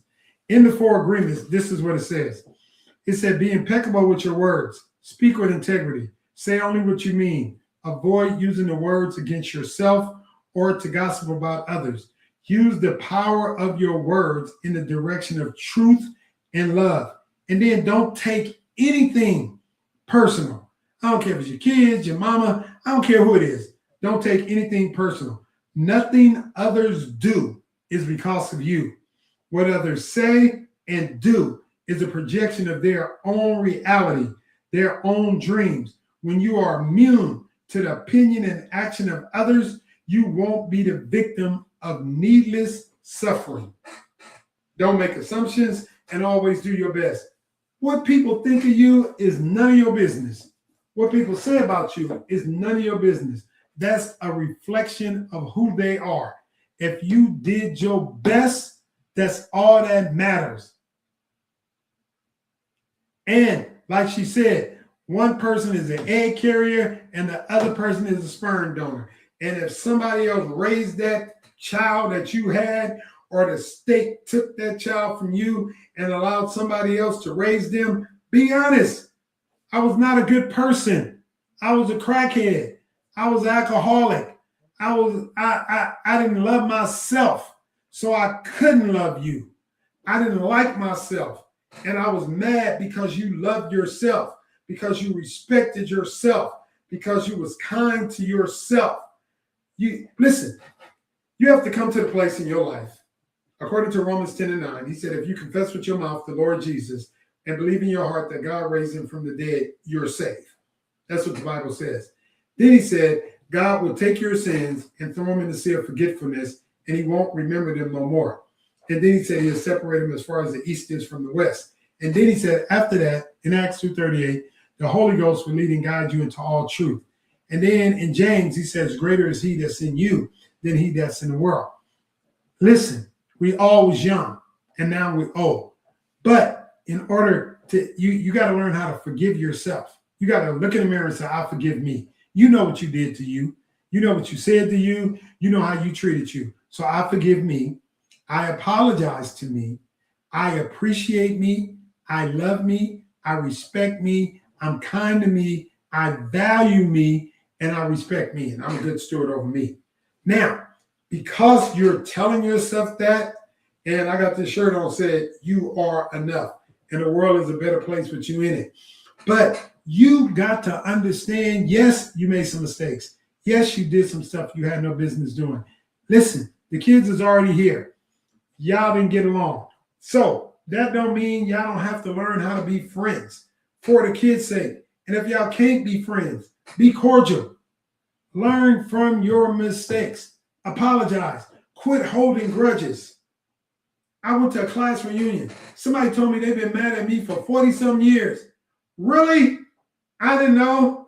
It didn't mess up my life. I'm doing great. You've been mad at me for, yeah, when we was at Baymart. You know what age I was at Baymart? I was 17. I'd be 65.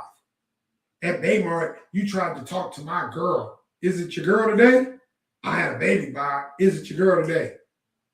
I was 17. My hormones was everywhere. I'm going to try to talk to anybody. I was light-skinned. I look like the Barge.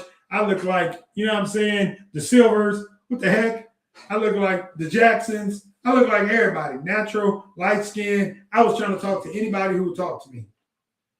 But listen, bro, I've been married 46 years this year, 45 years this year. We've been together 47 years.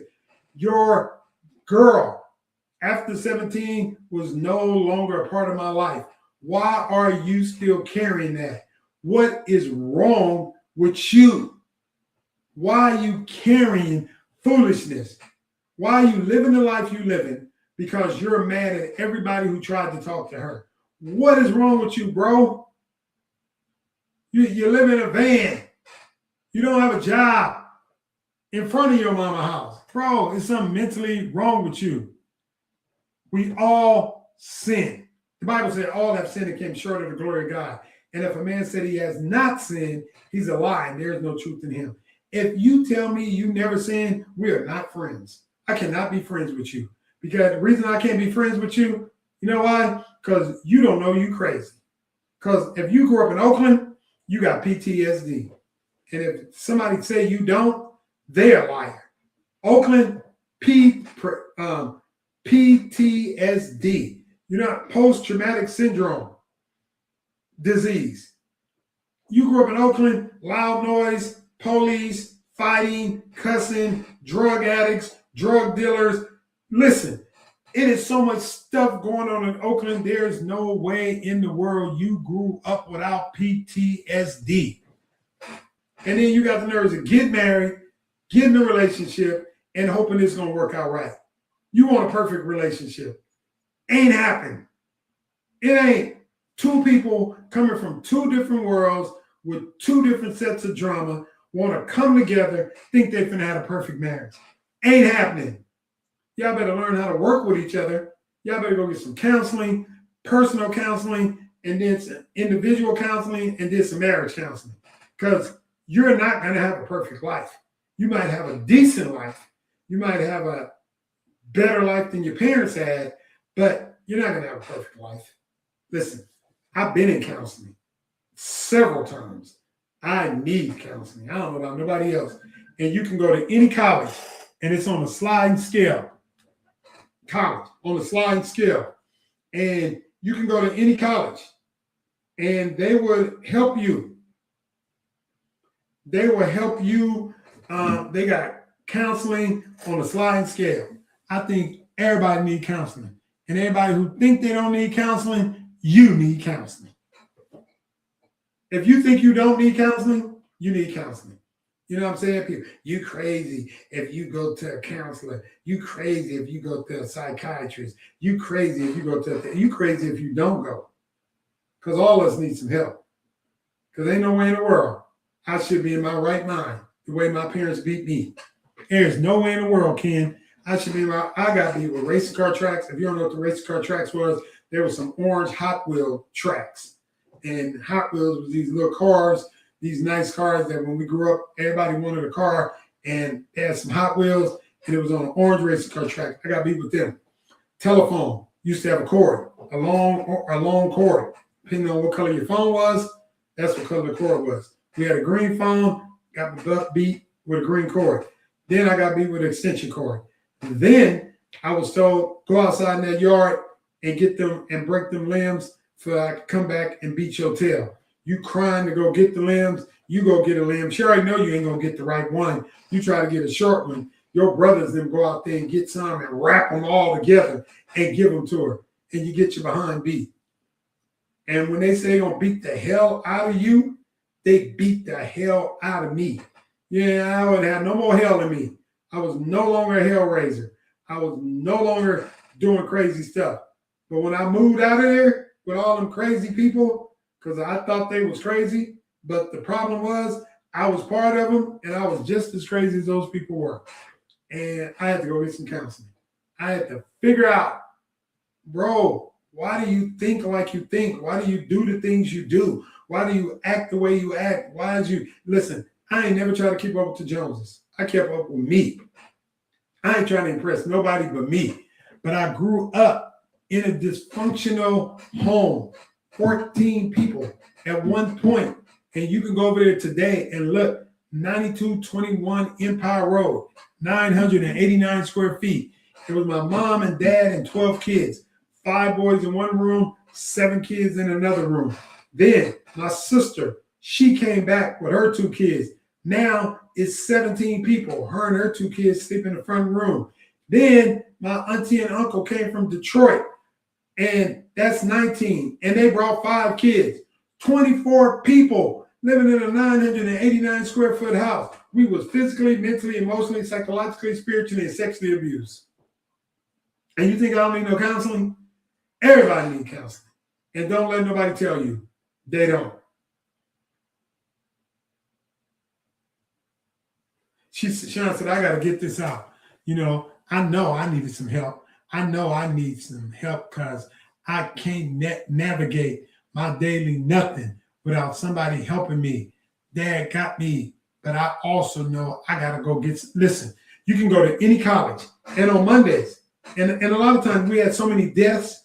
I do therapy Thursday. No, I do grief share on Mondays around 3:30 on Facebook Live.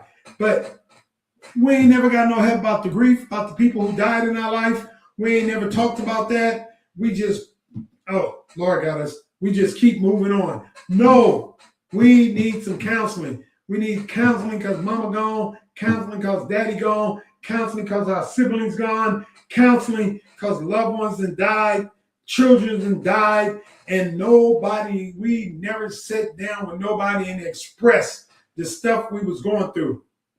Stress, dealt with the mental health stuff. And if you ain't got time, they got a program. And this is what I teach, Grief Share. You can Google it. And in your zip code, there's a program called Grief Share. If you got a divorce, they got a program called Divorce. They got programs for everything, and these programs are free. We need help. That's why I get on here on Therapy Thursday. And I'm telling you, and Therapy Thursday is helping me to be a better me. When we lost Alex, it was overwhelming. I was at the hospital at Stanford. My oldest son, mom got me in the hospital. I was there all night praying. I just knew he was going to make it through because he didn't make it through 13 years, 15 years. Made it through. Man, every single time we get to this place, he makes it through. Got up all night. He barely breathing. No fluid in his body. Liver failure, kidney failure, pancreas failure, heart failure. And I'm on a prayer call praying, just knowing God is about to turn this situation around. Doctor come and say, sir, your son is the sickest person in Stanford Hospital. I don't even hear him because I know God is going to show up and show off in my life. And I'm believing God is going to work out in my favor, this, and that. And we talked with him, me, his brother, his wife, and he said, take this stuff off me. And I want a DNR. Do not resuscitate me. Bro, do you know having an A-type personality, I'm a fixer and I couldn't fix it? How I had to deal with that grief, it was unbearable. Next morning, I'm at the funeral home planning the funeral. I'm doing everything I need to do. 7 days later, I'm preaching the funeral. And then I have to fly back home by myself. Last seat on the plane in the corner, because that's the seat I picked at 10 at night, so I can be in the corner by myself on a plane. Finally get home, sleep 12 hours. My son fly in, asked me to pick him up at the airport.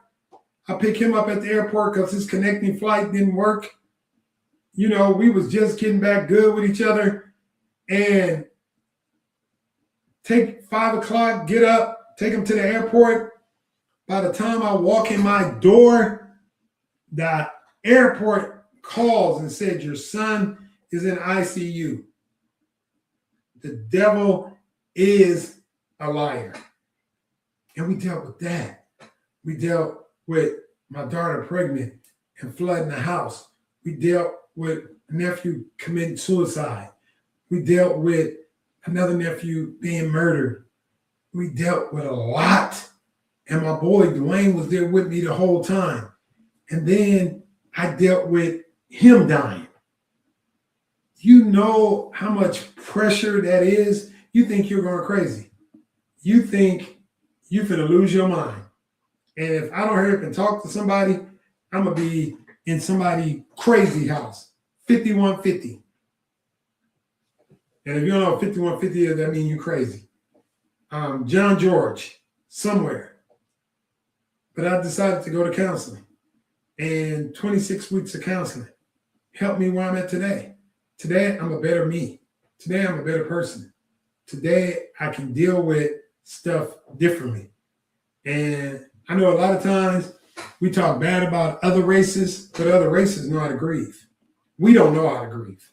I'm going to pray for you. And to be absent from the body is to be present with God. God got you. Don't worry about it. Don't keep grieving over that. God got you. Don't you dare worry about that. God got you. Listen, God do got you. But you better talk to somebody. If you ain't got nobody to talk to, go download Copilot, the app, and talk to the app. Even AI got enough sense to help you. Tell them your whole life story and then see what AI say back. Because if you don't get this stuff out of your head, you're going to walk around dysfunctional. And not only are you going to be dysfunctional, you're going to be angry, you're going to be mad, you're going to be frustrated, you're going to treat people like crap because you're hurting. And hurt people hurts people. You wonder why people in Oakland, so many people are getting killed in these inner cities? Because dead people kill people. They walk around like the night of the living dead. I seen a video of Lil Wayne. Like, oh my God, he looked like Creature Feature. Y'all might not know what that was. That was a TV program. He looked like death. Looked like death. Let me tell you what happens. When you give your life to God, He will beautify the meek with salvation. People who love God got way better lives. They're happier. Their skin look better. They look younger. They taking care of themselves. They're praying. They just look like life is great. People out in this world serving the enemy and the enemy look like they're going to pass on any minute, any second. Yeah, Grief Share is great. Try that. It's a gift. It's a book titled, oh, she said A Gift of Grief. Very relevant. Yeah, and it's a program called Grief Share, and it's free. All you got to do is put in your zip code.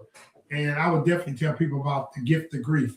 But we're not only grieving loved ones, we grieving jobs, we grieving finances, we grieving our house we lost, we grieving our car we lost, we grieving our exes, we grieving our children. We got so much stuff going on in our life.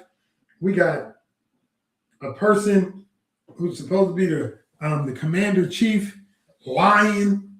We got people trying to make black people go back. I don't know what black people they sending back, and I ain't been nowhere. And you're right, he do look like a gremlin. And I'm like, go back where?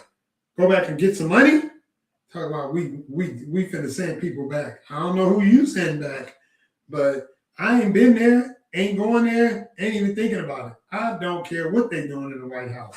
I'm still progressing. I'm still gonna be progressive. I'm gonna live progressive because the God that I serve owns a cattle on 1,000 hills. This ain't the first president who acted a fool. This ain't gonna be the last one. This ain't the first time they did crazy stuff in the White House. The White House don't determine my house. The only person determining my life is God, because God created me in his image and his likeness. And when his son died for my sins, he said, greater works shall I do. And I'm moving forward, progressive. You know what? The only reason that man in that White House, because it's going to teach some of us how to pray. Because some of us forgot who we were. We didn't got accustomed to WIC, to food stamps, to a check, to somebody taking care of us. Now, you're going to have to depend on God. Just like mom and them had to depend on God. Just like granny and them had to depend on God. Now, you're behind. Going to have to depend on God. You can't depend on nobody else but God. Because the same God who woke you up this morning, the same God who gave you the activities and use of your limbs, the same God who gave you the blood running warm in your veins, the same God who gave you eyes to see, ears to hear, nose to breathe, a mouth to give him praise, the same God who gave you the activities, use of your limbs, blood running warm, the same God who put a roof over your head, clothes on your back, shoes on your feet, provided some type of income, whether it's a job or some form of income, the same God who kept you, who's keeping you, who's waking you up every single morning with brand new grace and mercy is the only person I depend on. I ain't depending on them in the White House. I ain't depending on them in no house. I'm depending on God. The same God is a keeper. Same God is a way maker. Same God is a mind regulator, heart fixer, burden bearer, very present help in the time of trouble. Same God on the cattle on 1,000 hills. The same God who can provide, who can do exceedingly abundantly above all I can ask and think. The same God who's a healer, who's a way maker, who's a mind regulator, who's a heart fixer, who's a burden bearer. The same God who was there when Alex passed away. Because he chose not to live. God ain't going to override what he chooses to do. We praying, but God ain't going to override nobody else's prayer for us because we selfish, because we going to miss him. Man, we better quit playing. That's what it is. The problem is we're playing too much And now because this dude is acting a fool, we're going to learn how to pray. We're going to start trusting God more than you think you are. You're going to be believing God. You're going to be praying. You're going to be fasting. You're going to be pushing plates back, because as high as food is, you hope you can get some food. And high as gas is, you're going to start walking to some places and catching some buses, because stuff is getting out of hand. And we talk, oh, the world ain't getting no worse. It was 2 people in the world, and they sinned. Then they had 2 sons, and one killed the other, which means the world was 25% murderers. So world ain't getting no worse. Our eyes are just being opened because social media is putting it in our face 24/7. Every time you look up, somebody's in a high-speed chase. Every time you look up, somebody's getting killed. Every time you look up, somebody is missing. Somebody is kidnapped. Somebody is doing this, and that. Social media is driving you crazy, because all you see is stuff, and you scrolling all the time, and your brain don't get time to rest. You know what I do? And I even have to stop this. I try to, even with my grandkids, we got a guest room. I go in there, dark, nothing. Pray, lay down. Sometimes I listen to the ocean. Sometimes I listen to rain. But I go in there, worship, fall asleep, wake up in the morning, worship, and I got peace. And my phone is way over there, or my phone is in the other room. But when I need the rain, my phone is next to me, because I got YouTube on, dark screen, listening to the rain or listening to the ocean, because I love the ocean. Because something about the ocean that gives me peace. It's cleansing. It gives me peace, and it's a peace that passes all understanding. So some nights I just listen to the ocean, because sometimes my mind be running. It be running all the time, just running. I'm trying to see out, see it say, you are enough. But so those are the times I need the ocean. I need to be in a dark room. I don't need no TV on. I just need to get some rest. A lot of us are just tired. We ain't got no rest. We ain't slept. We're tired. If you can go for a walk before it's time to go to sleep, take a warm shower, go to bed, cut everything off, move that phone from by your head, and go to sleep and get some rest. And I promise you, you'll wake up the next day peaceful. You'll wake up the next day loving. You'll wake up the next day, they call it REM sleep. All of us need to get some REM sleep.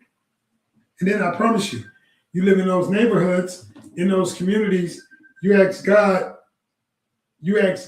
to bless you. You know what I'm saying? You ask God to bless you and to live in that neighborhood. So because you live in that neighborhood, what I think you should walk around that neighborhood, get you some vitamin D,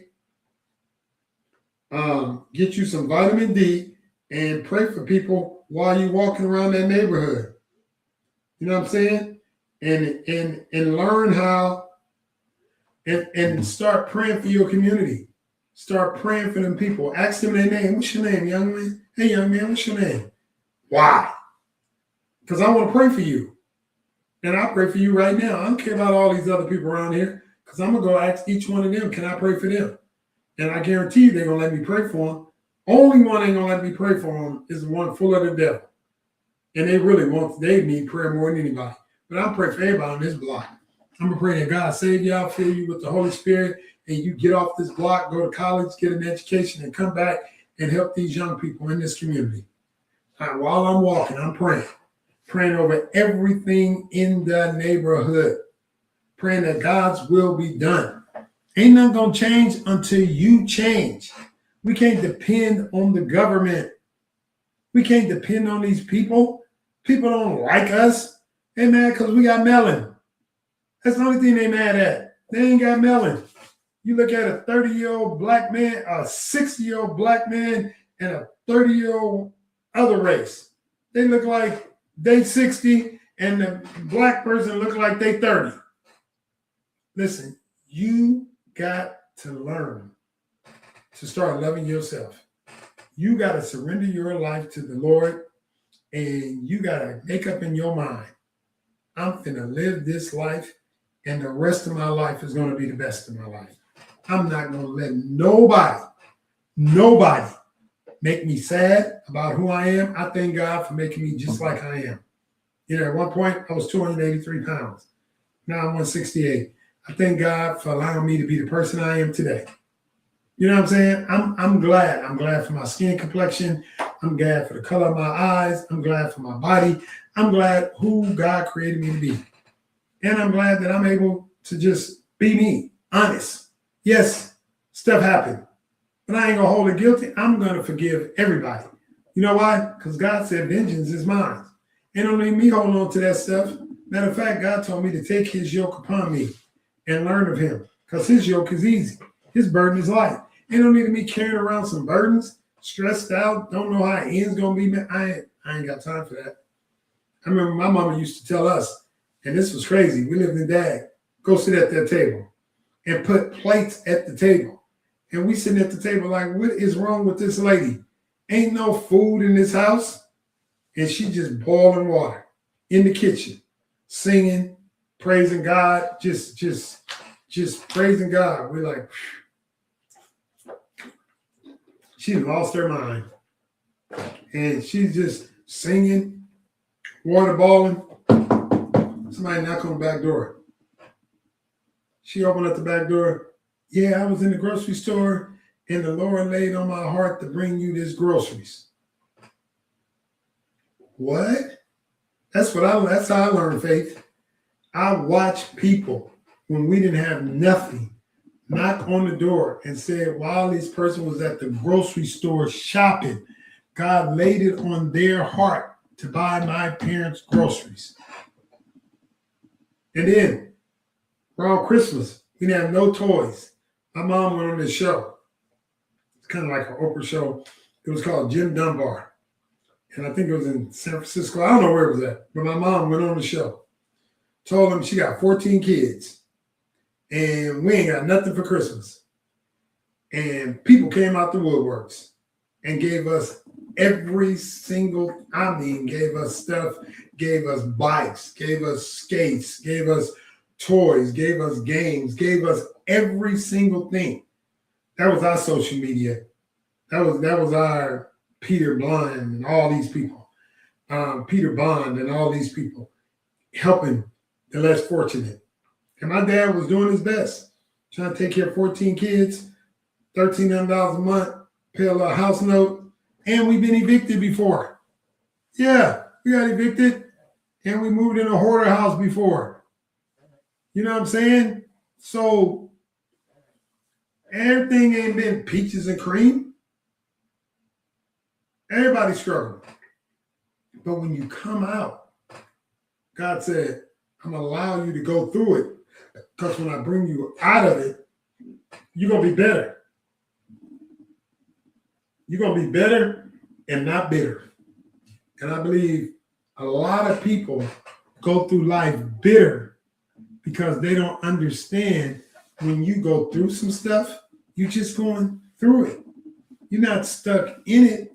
Now, people get stuck in it because people don't want to come up out of it. People get accustomed to being in it. That person go to a party, probably smoke some weed, drink something, and then somebody stay at the party way too long. Keep drinking, keep smoking, then you become a crackhead or an alcoholic. And then you wonder why your world was turned upside down because you stayed at the party way too long. You was only supposed to go there and entertain yourself, and after you entertain yourself, you were supposed to leave the party. You weren't supposed to stay at the party. You weren't supposed to keep partying. You were supposed to leave the party. And that's the problem. People go to the party and stay too long. Quit staying at the party. It's time to move yourself out of that situation and become a better you. You have been created in God's image and his likeness. And he said, greater works shall you do. You should do greater works. God created you, gave you some gifts, some talents. You know, the one thing I got to say about my boy, Dwayne Wiggins, and I love that dude. That dude was my brother. We weren't even friends anymore. We was brothers. We had been hanging out since the second grade. Me, him, and Angie Butler. And we've been hanging out. Her name Angie Owens now. but we've been hanging out since the second grade. Brothers. We was friends. Then we turned into brothers. And we just been hanging and hanging and hanging and hanging. And one thing I can say about him, he respected the fact that I was a preacher. I respected the fact that he was a rock star. And he was a rock star. He was a rock star. He believed in his gifts and talents, and he lived that thing to death. So I had to respect him where he was at, and he respected me where I was at. And that was my brother. You know what I'm saying? I told people at his service, I had a friend that stuck closer than a brother. Now my brother is gone, but I can introduce you to a friend who can stick closer than your brother, and his name is Jesus. And he'll stick closer than a brother. He'll give you a peace that passes all understanding. He'll love you unconditional. He'll be there for you when nobody else is there for you. Matter of fact, he said when 2 or 3 y'all are gathered together in his name, he'll be in the midst. He'll be hanging out in the middle of your praise. And I'm excited. But you have to know who you are and whose you are and what type of decisions are you going to make you a better you.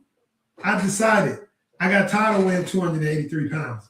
I was borderline high blood pressure, borderline diabetic, borderline sleep. I was sleep apnea. I couldn't sleep. I was too fat. Every time I turned around, I was too heavy. I had all kind of stuff going on. One day I decided, you know what? I'm not finna die one spoonful at a time. That's what I'm not finna do. I'm finna live. I got a young kid here. I got to be around for him. And push back that plate. Went out and got some counseling. Went out and got a nutritionist. And it was all under my insurance. So thank God for Barack Obama insurance. Went out and got all the counseling, everything I needed. Went and got surgery and started vegan life.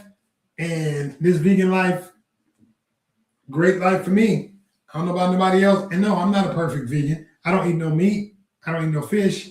I don't eat no poultry. I don't eat anything that has a mother. But I'm still not the perfect vegan or vegetarian. But 99% of my life, I eat right. I eat right. I drink plenty of water. I literally just had to stop drinking Starbucks. I was drinking it every day, all day, and that stuff started messing with my kidneys. So I was like, deuces bucks. I save at least $50, $60 a week.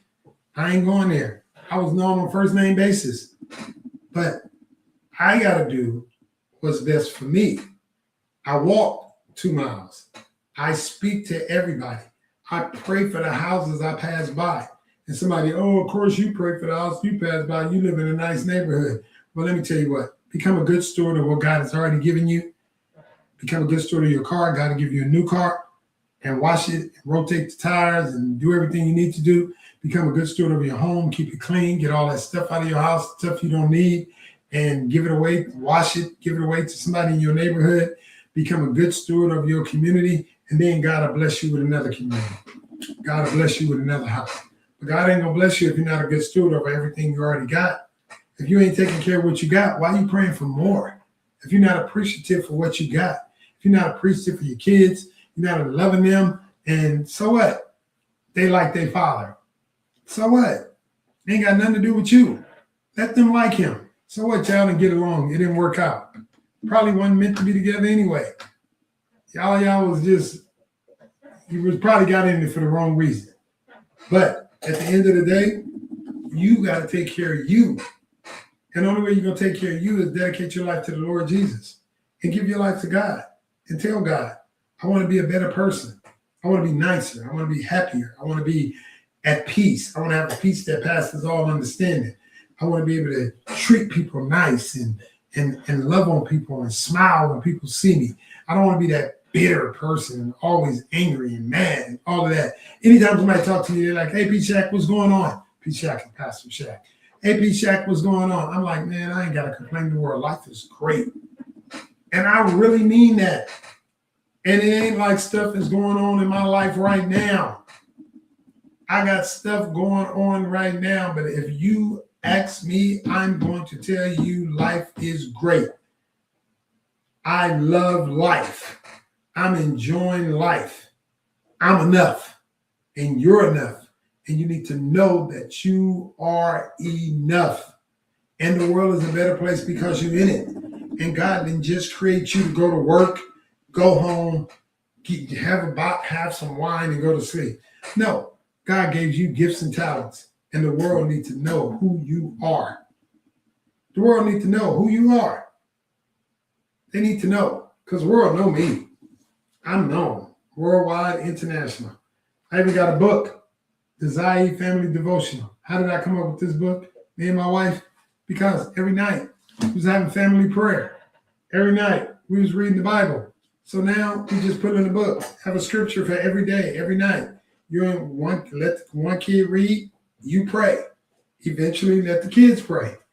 You got to become a better version of who you want to be. That's the thing. Who do you want to be? Become who you want to be. I am a happy person. I love life. No one is going to dim my light.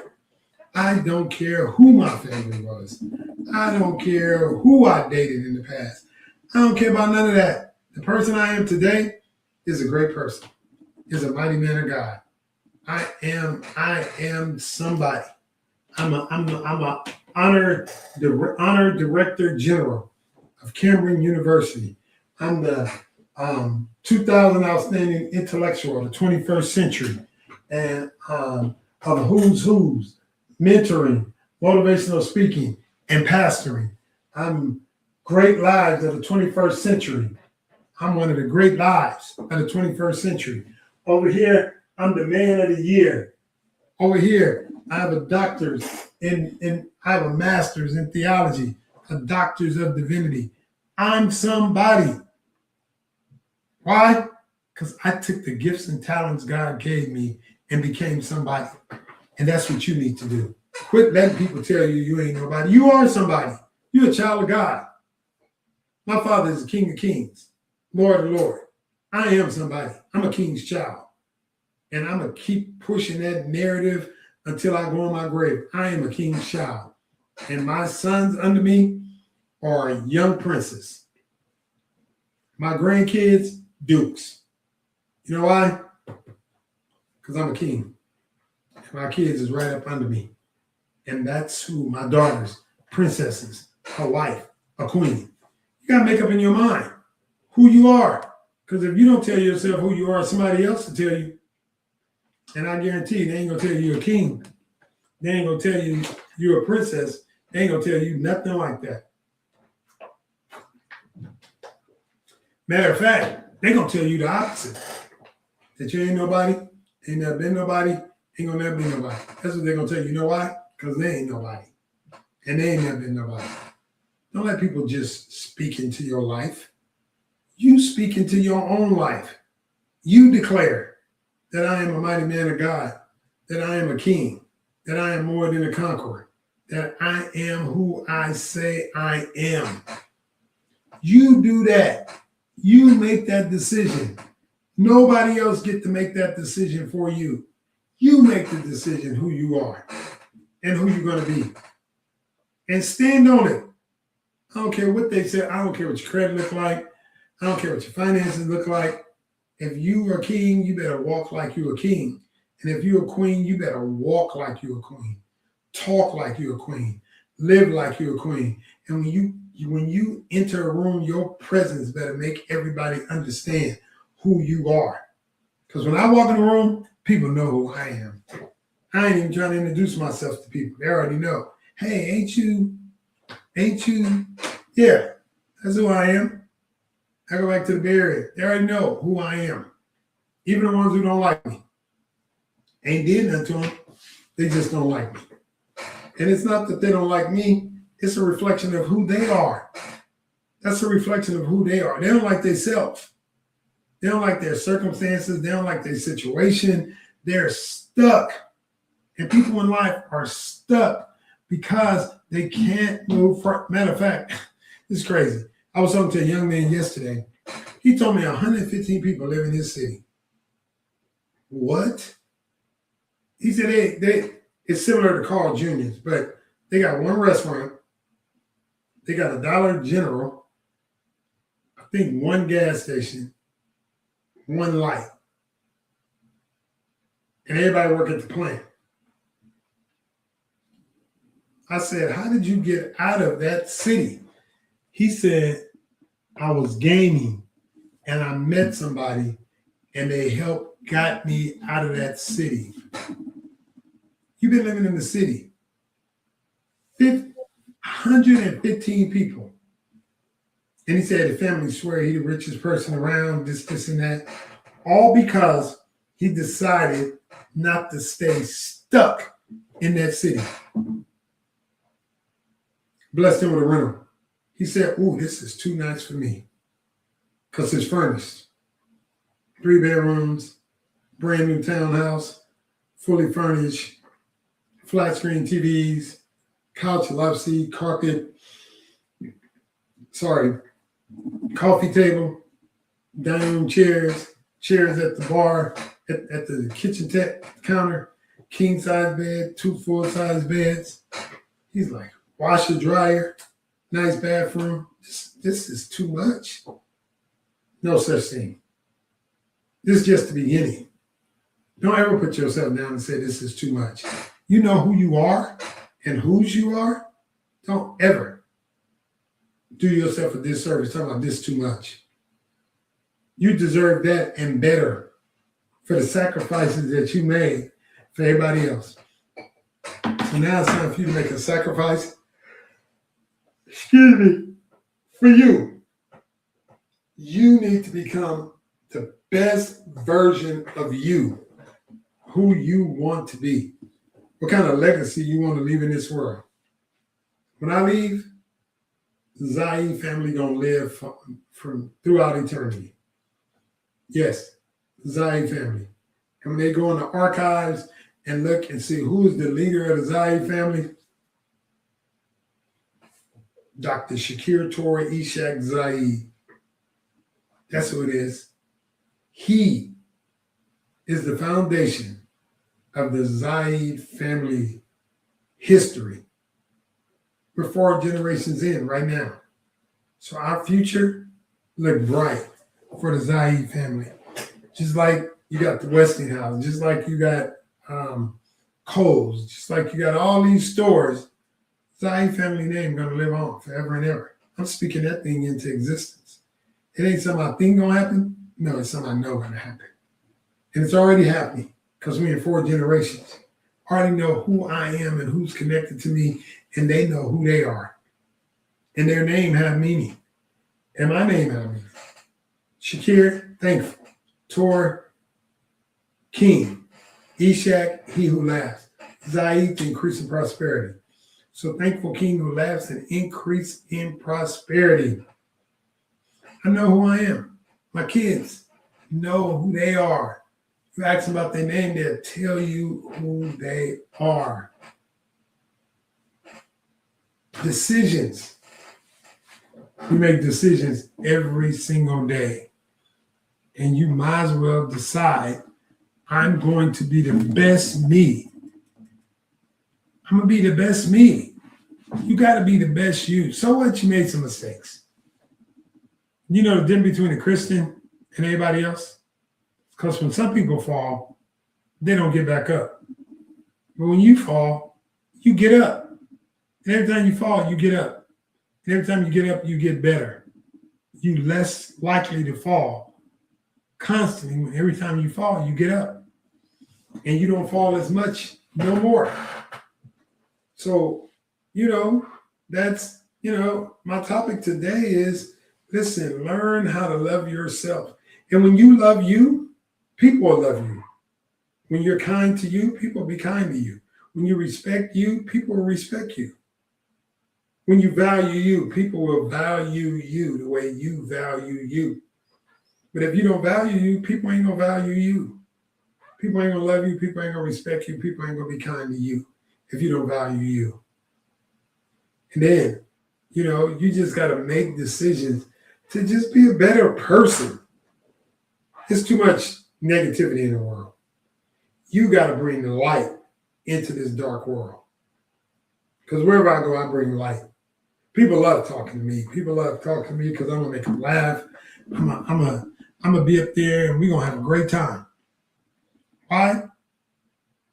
Because I'm a great person. And because I'm a great person, I want to see people smile. I want to see people happy. I want to see people laugh. You know what I'm saying, Grand Diva Paul? I want to see people be great. But people can't be great unless you're great. So you got to change so you can be great. You got to change so you can make a decision that life is great. That the rest of my life is going to be the best of my life. It's going to be the very best of your life. That's the decision I made. The rest of my life is going to be the very best of my life. I'm going to be happy. I'm going to enjoy everything. I'm going to do everything it takes to make my life great. Yeah, I'm going to make my life great. My life is great. And just because other people don't believe it's great, that is not my loss. That is not my loss. That's their loss. Because my life, there was an artist that my life in the sunshine. My life is great. And I'm great. I am a great person. I am a wonderful, loving, respectful person. And I love me. And I'm going to continue to love me. I'm going to continue to respect me. I'm going to continue to be kind to me. I'm going to just continue to be the very best I can be of me. That's all I'm telling you. Make that decision that I'm not going to live in the past no more. I'm not going to just live any kind of way. You know what I'm saying? I'm not going to allow people to tell me who I am because I know who I am. I don't need no one's approval to tell me who I am. I already know who I am, whose I am, and I know what I'm capable of and what I'm not capable of. So yeah, get to that place where you understand who you are. And that's what I want to tell you on today. When you start loving you, man, listen, life gonna be so cool. You're gonna respect you. You're gonna love you. And as you begin to love you and respect you and be kind to you, things will change for the better. Things are not good because you don't think stuff should be good. Things are not great because you don't think things should be great. Once you make up in your mind, my life is great, I'm going to do my very best to be the very best of who I can be. Listen, y'all going to have to appreciate these Therapy Thursdays because one day you're going to see me on a big stage like Michael Jackson. You're going to see me on stages like T.D. Jakes. And people are going to be paying just to hear me talk. I'm talking crazy, unlimited amounts of money just to hear me talk, just to hear me encourage them, just to hear me say, hey, you're enough. Just to hear me say the world is a better place because you're in it. People are going to pay me unlimited amounts of funds because I'm going to use that money for the kingdom. I'm going to use that money to build men, to build boys, to build women and children. My wife can build the women and children, and I'm going to use that. All boys, young boys, middle age, whatever, men, because men don't know that they're hurting. And men need to tell their sons that they're hurting, that nobody was there for them. Nobody loved them. Nobody said, are you okay? You know, there are some men nobody never told they love them. You know, there are people in households right now. People don't even tell you they love you or care about you or want to see the best of you. They don't care. A songwriter, Dax, man's walking around feeling like only women, children, and dogs are loved. Devil is a lie. I'm loved. You know why I'm loved? Because I love me. I respect me. I'm kind to me. You know what I'm saying? That's who I am. I love me. I love me. I respect me. I'm kind to me. I honor me. I value me. Because you got to make decisions. How your life going to be. You going to walk around this life miserable? You've been mad at me since I was 17? What in the world is wrong with you? I done moved on, moved out of state, moved somewhere else, and living my best life with my wife and kids, and you telling me you've been mad for 40-some years? My bad.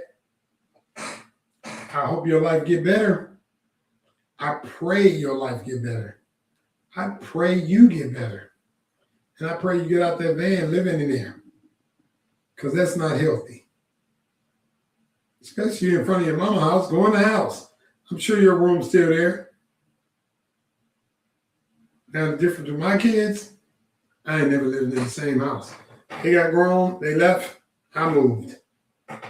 Gonna move again. Gonna downsize. So my kids ain't gonna be, oh, we grew up, granddaddy and grandmama house.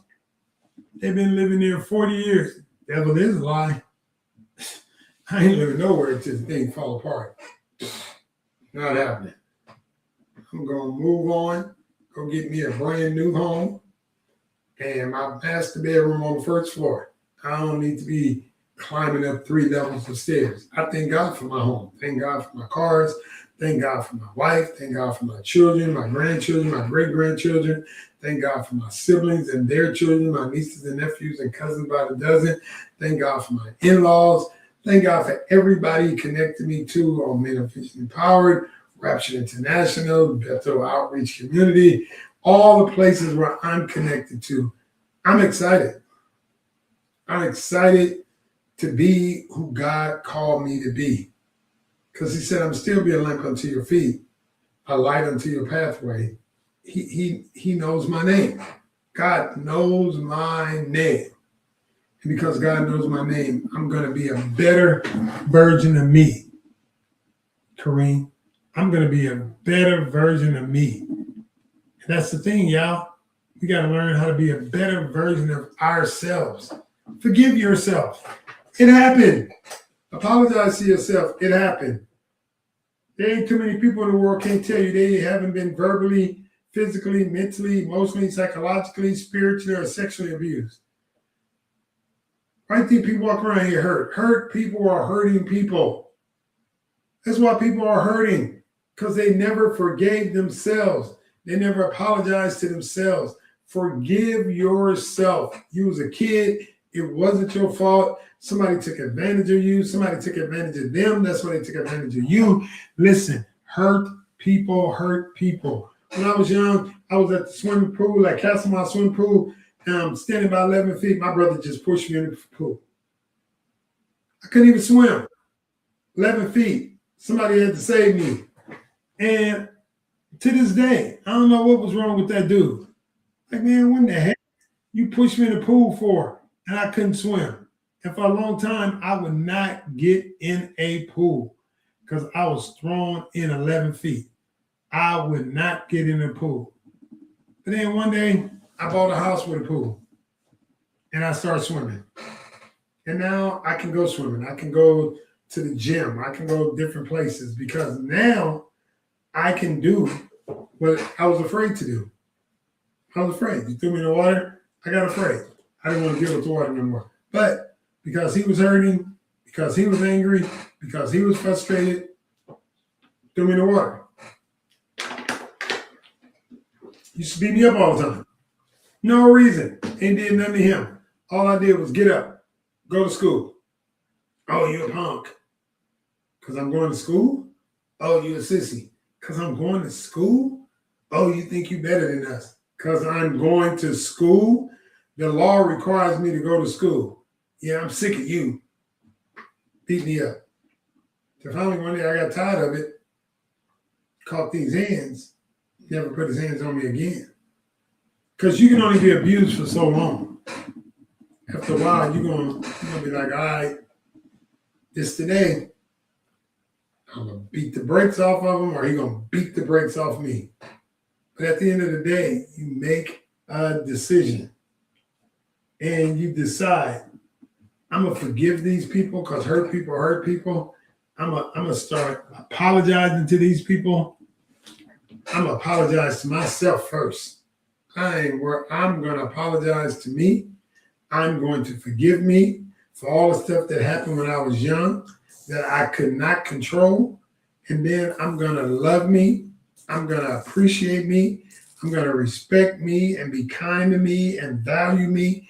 I'm going to be the best of me. That's what I'm gonna do in my life. I'm not worried about what anybody else think about me. What anybody else think about me is none of my business. I can't change the way you think about me or what you say about me. It don't bother me. Nothing. Because I've decided to be the best me that I can be. So that means I need to get some help. I need to get some counseling. And I'm getting counseling. I need to teach counseling. I need to teach forgiveness. I need to teach loving yourself. Because we grew up with parents who never got to love themselves, so they didn't have the opportunity to love us. They can't love us if they never loved themselves. So I had to start loving on myself and remembering that, bro, vengeance is God's. It's not yours. So let God get revenge. Quit trying to get revenge. Quit walking around hating people, making everybody uncomfortable when you come around. That ain't who God is. So, today, our topic, let these young kids be kids. If you got a step up parent, I don't care if it's your uncle, yes, step up father, I don't care if it's your auntie, I don't care if it's my family. But no, we're not going to go around being disrespectful to people. And we ain't going to talk about people, and we're not going to lie on people. All we're going to do is to be our very best. That's it. No more, no less, just your best. And I promise you, when you're your best, life gets so much easier. No stress, no running around, not doing nothing. You're going to just let me holler. You know what I'm saying? So today, I'm just excited. I'm excited. Anwar's on the line. I'm excited. Anthony's on the line. I'm excited. Will is on the line, and DJ Glenn. I'm just excited. And at any time, anybody can step up at any time. Yeah. So, we might have a few people on here, which people in the background. Go ahead, Ed. Somebody took their phone off. Go ahead, Anwar. I'm just listening, brother. Okay. You know what I'm saying? So I'm just excited to realize, I see you, Bridget. I'm excited to realize that I could sound mad, but all the stuff happened to me to make me the person I am today, right? And because all of that stuff happened to me, I'm a better person. I'm not bitter. I'm better. And I have to forgive the people who did stuff to me. They ain't gonna do it today. But all the people who did me wrong, all the people who talked about me, all the people who lied on me, all the people who made up all kinds of stuff against me, all that, I forgive them. And I hope they forgive me. Because I really can't rock with you if you don't know you got some stuff going on in your own life. And that's what I am. I'm coming to the place in life where I'm understanding I got to be a better me. That's it. At night, make sure I text all my kids, love you, have a good night. Text my nephews, love you. Some of my nieces, my god kids, love you, have a good night. That might be the only text they get positive. They're your kids. Text them. They don't answer the phone, just text them. Good night. Love you. That might be the last text of the night. or the first text in the morning. So all I'm saying is learn and find a way to communicate who you are and whose you are. That's all I'm saying. Because I'm excited, y'all. I know we got about 8 more minutes, but I'm excited. My future look bright. I'm about to start writing some books. I'm about to put some 30-day programs together. I went through my life, and Copilot helped me to write my memoirs, over 19 chapters. And then I'm going to write a book, another book. This one is a smaller one. Other book might be a little bit bigger.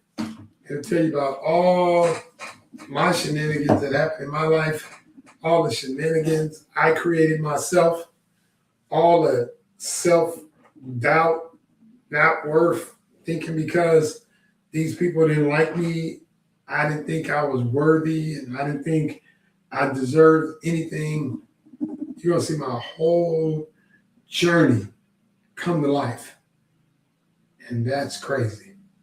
So that's what I'm on. I'm on a journey. I'm on a journey to be a better me. I'm on a journey to be a better father, better husband, better uncle, better grandfather, better great-grandfather, better person, better pastor, just a better person. You know what I'm saying? Bridget said that part, we grow from the lessons. So all those lessons, all that abuse, all that stuff, taken advantage of, treated any kind of way, you know what? I let all that stuff go. I give it to God because he said vengeance is mine. So I'm just going to enjoy this life. Will, you got a comment? Well, not really a comment. I got a question for you. And I was waiting to the end to ask you this.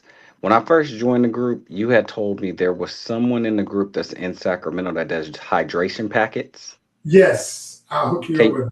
Yeah, can you put me in contact with him? Because I'm having some issues with my chemo. So okay. His name is Jake Weathers, and I think I texted you this morning, but I'll make sure you get it. Yeah, I did get a text from you this morning. So yeah, if you could put me in contact with him, I'd appreciate it. Thank you. Okay, no problem. All right. We pray for your health. So make sure you're good. Because the devil is a lie. You're going to be well. But yeah, y'all. So it's great. And before I close out, Anthony Lewis, you got a comment or something? Anwar or DJ Glenn? Y'all good?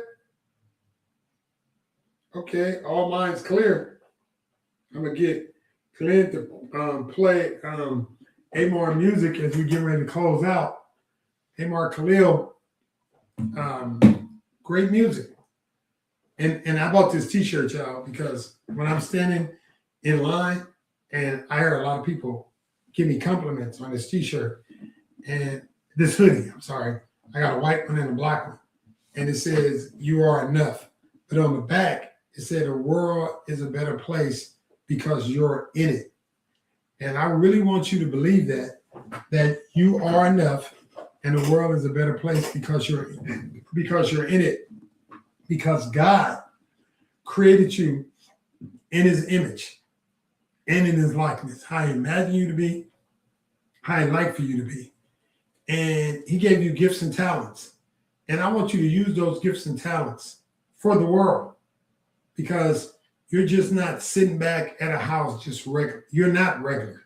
Anybody who connected to me on this thing, you're not just a regular person. You are somebody. You are a child of God. You are more than a conqueror.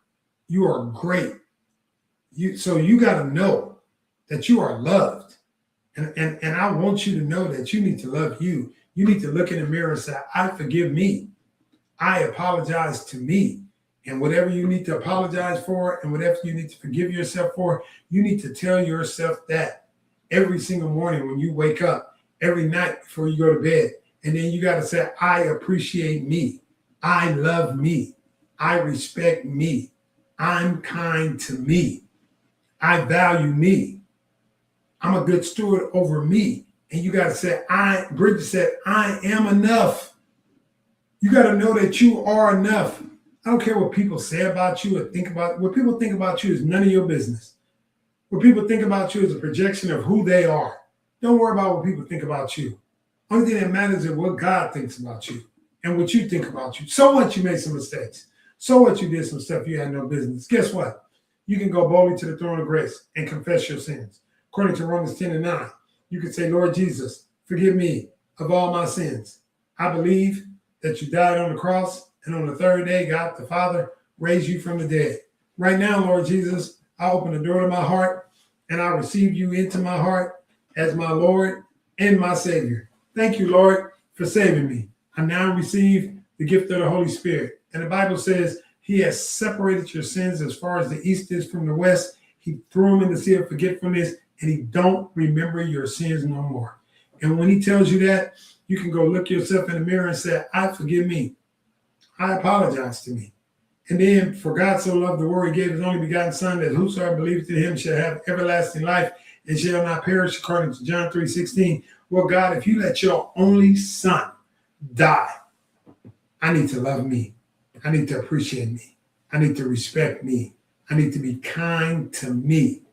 And I need to love on me. And when you start doing that, and when you start getting a good night rest, listening to ocean sounds, dark screen on YouTube or on your phone, ocean sounds, and get you a good night rest, when you start living like that, your life is going to change for the better. Forgive people. Forgive them. Jesus said, I forgive them. They don't even know what they're doing. Forgive them. They know not what they do.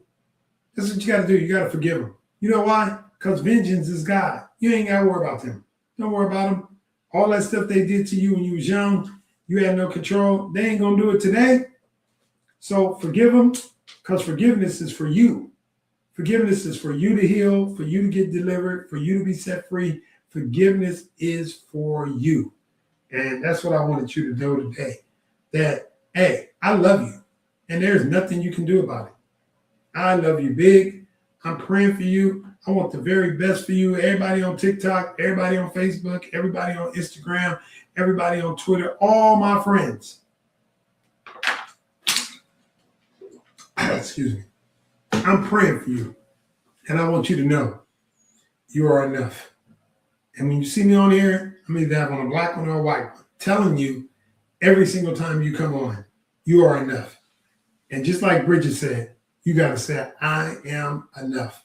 I am a mighty man, or I'm a mighty woman of God. I am great. I am blessed. I'm healed. I'm wealthy. I'm a good mother. I'm a good father. I'm a good sister. I'm a good brother. I'm a good auntie. I'm a good uncle. I'm a good cousin. I am somebody, because God took the time to create me in his image and in his likeness.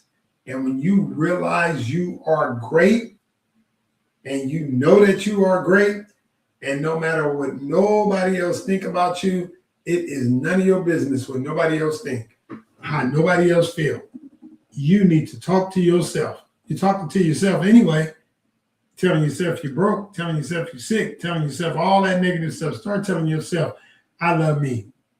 I respect me. I'm kind to me. I forgive me. I apologize to me. I got greatness all up in me. Just you start telling yourself. And then tomorrow I'll be live preaching on Friday. And then on Monday nights, I do grief share. I'm gonna be doing grief share on Monday nights. Thursdays, I do therapy Thursday. Friday, I preach. And I'm live every single time. And I thank all of y'all. And I appreciate y'all. I thank Will, thank Glenn, thank Anwar, thank Anthony Lewis. Thank y'all. I didn't even know I had this much talking in me. And listen, if you fall down, get up. Just get up. Just because you made a mistake, ask for forgiveness and keep it moving. God ain't holding you hostage. That's that inner me. You know what I'm saying? Not the enemy, the inner me. So you are enough. That's what I want you to know. The world is a better place because you are in it. And I want you to know that you are enough. And I'm praying for you, and I wish the very best for you. And thank you again for joining me. And LaShawn, Bridget, all y'all, thank y'all for joining me. I'm excited. Somebody's phone came off the hook. But yeah, all of y'all who joined me, thank y'all. I appreciate each and every last one of y'all. Let me see, it was LaShawn and who else on here? Melanie, just all of y'all. Thank you. I appreciate you. Let me press out. Father God, I thank you. I thank you for these mighty men and mighty women of God.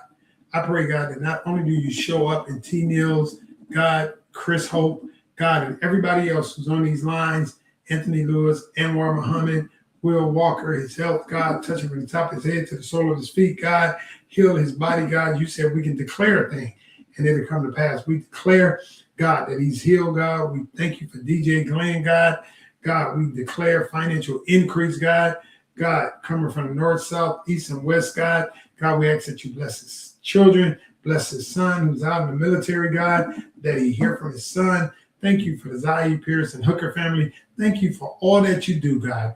Thank you for these outlets, God. Thank you for allowing me to be worldwide and international. Those are the things you promised me. And God, you brought them to pass. So God, I thank you and I magnify you. In Jesus' name. Hey, have a great day. I'll be back tomorrow morning. Take care. Be great. All good. Peace. Peace, Will.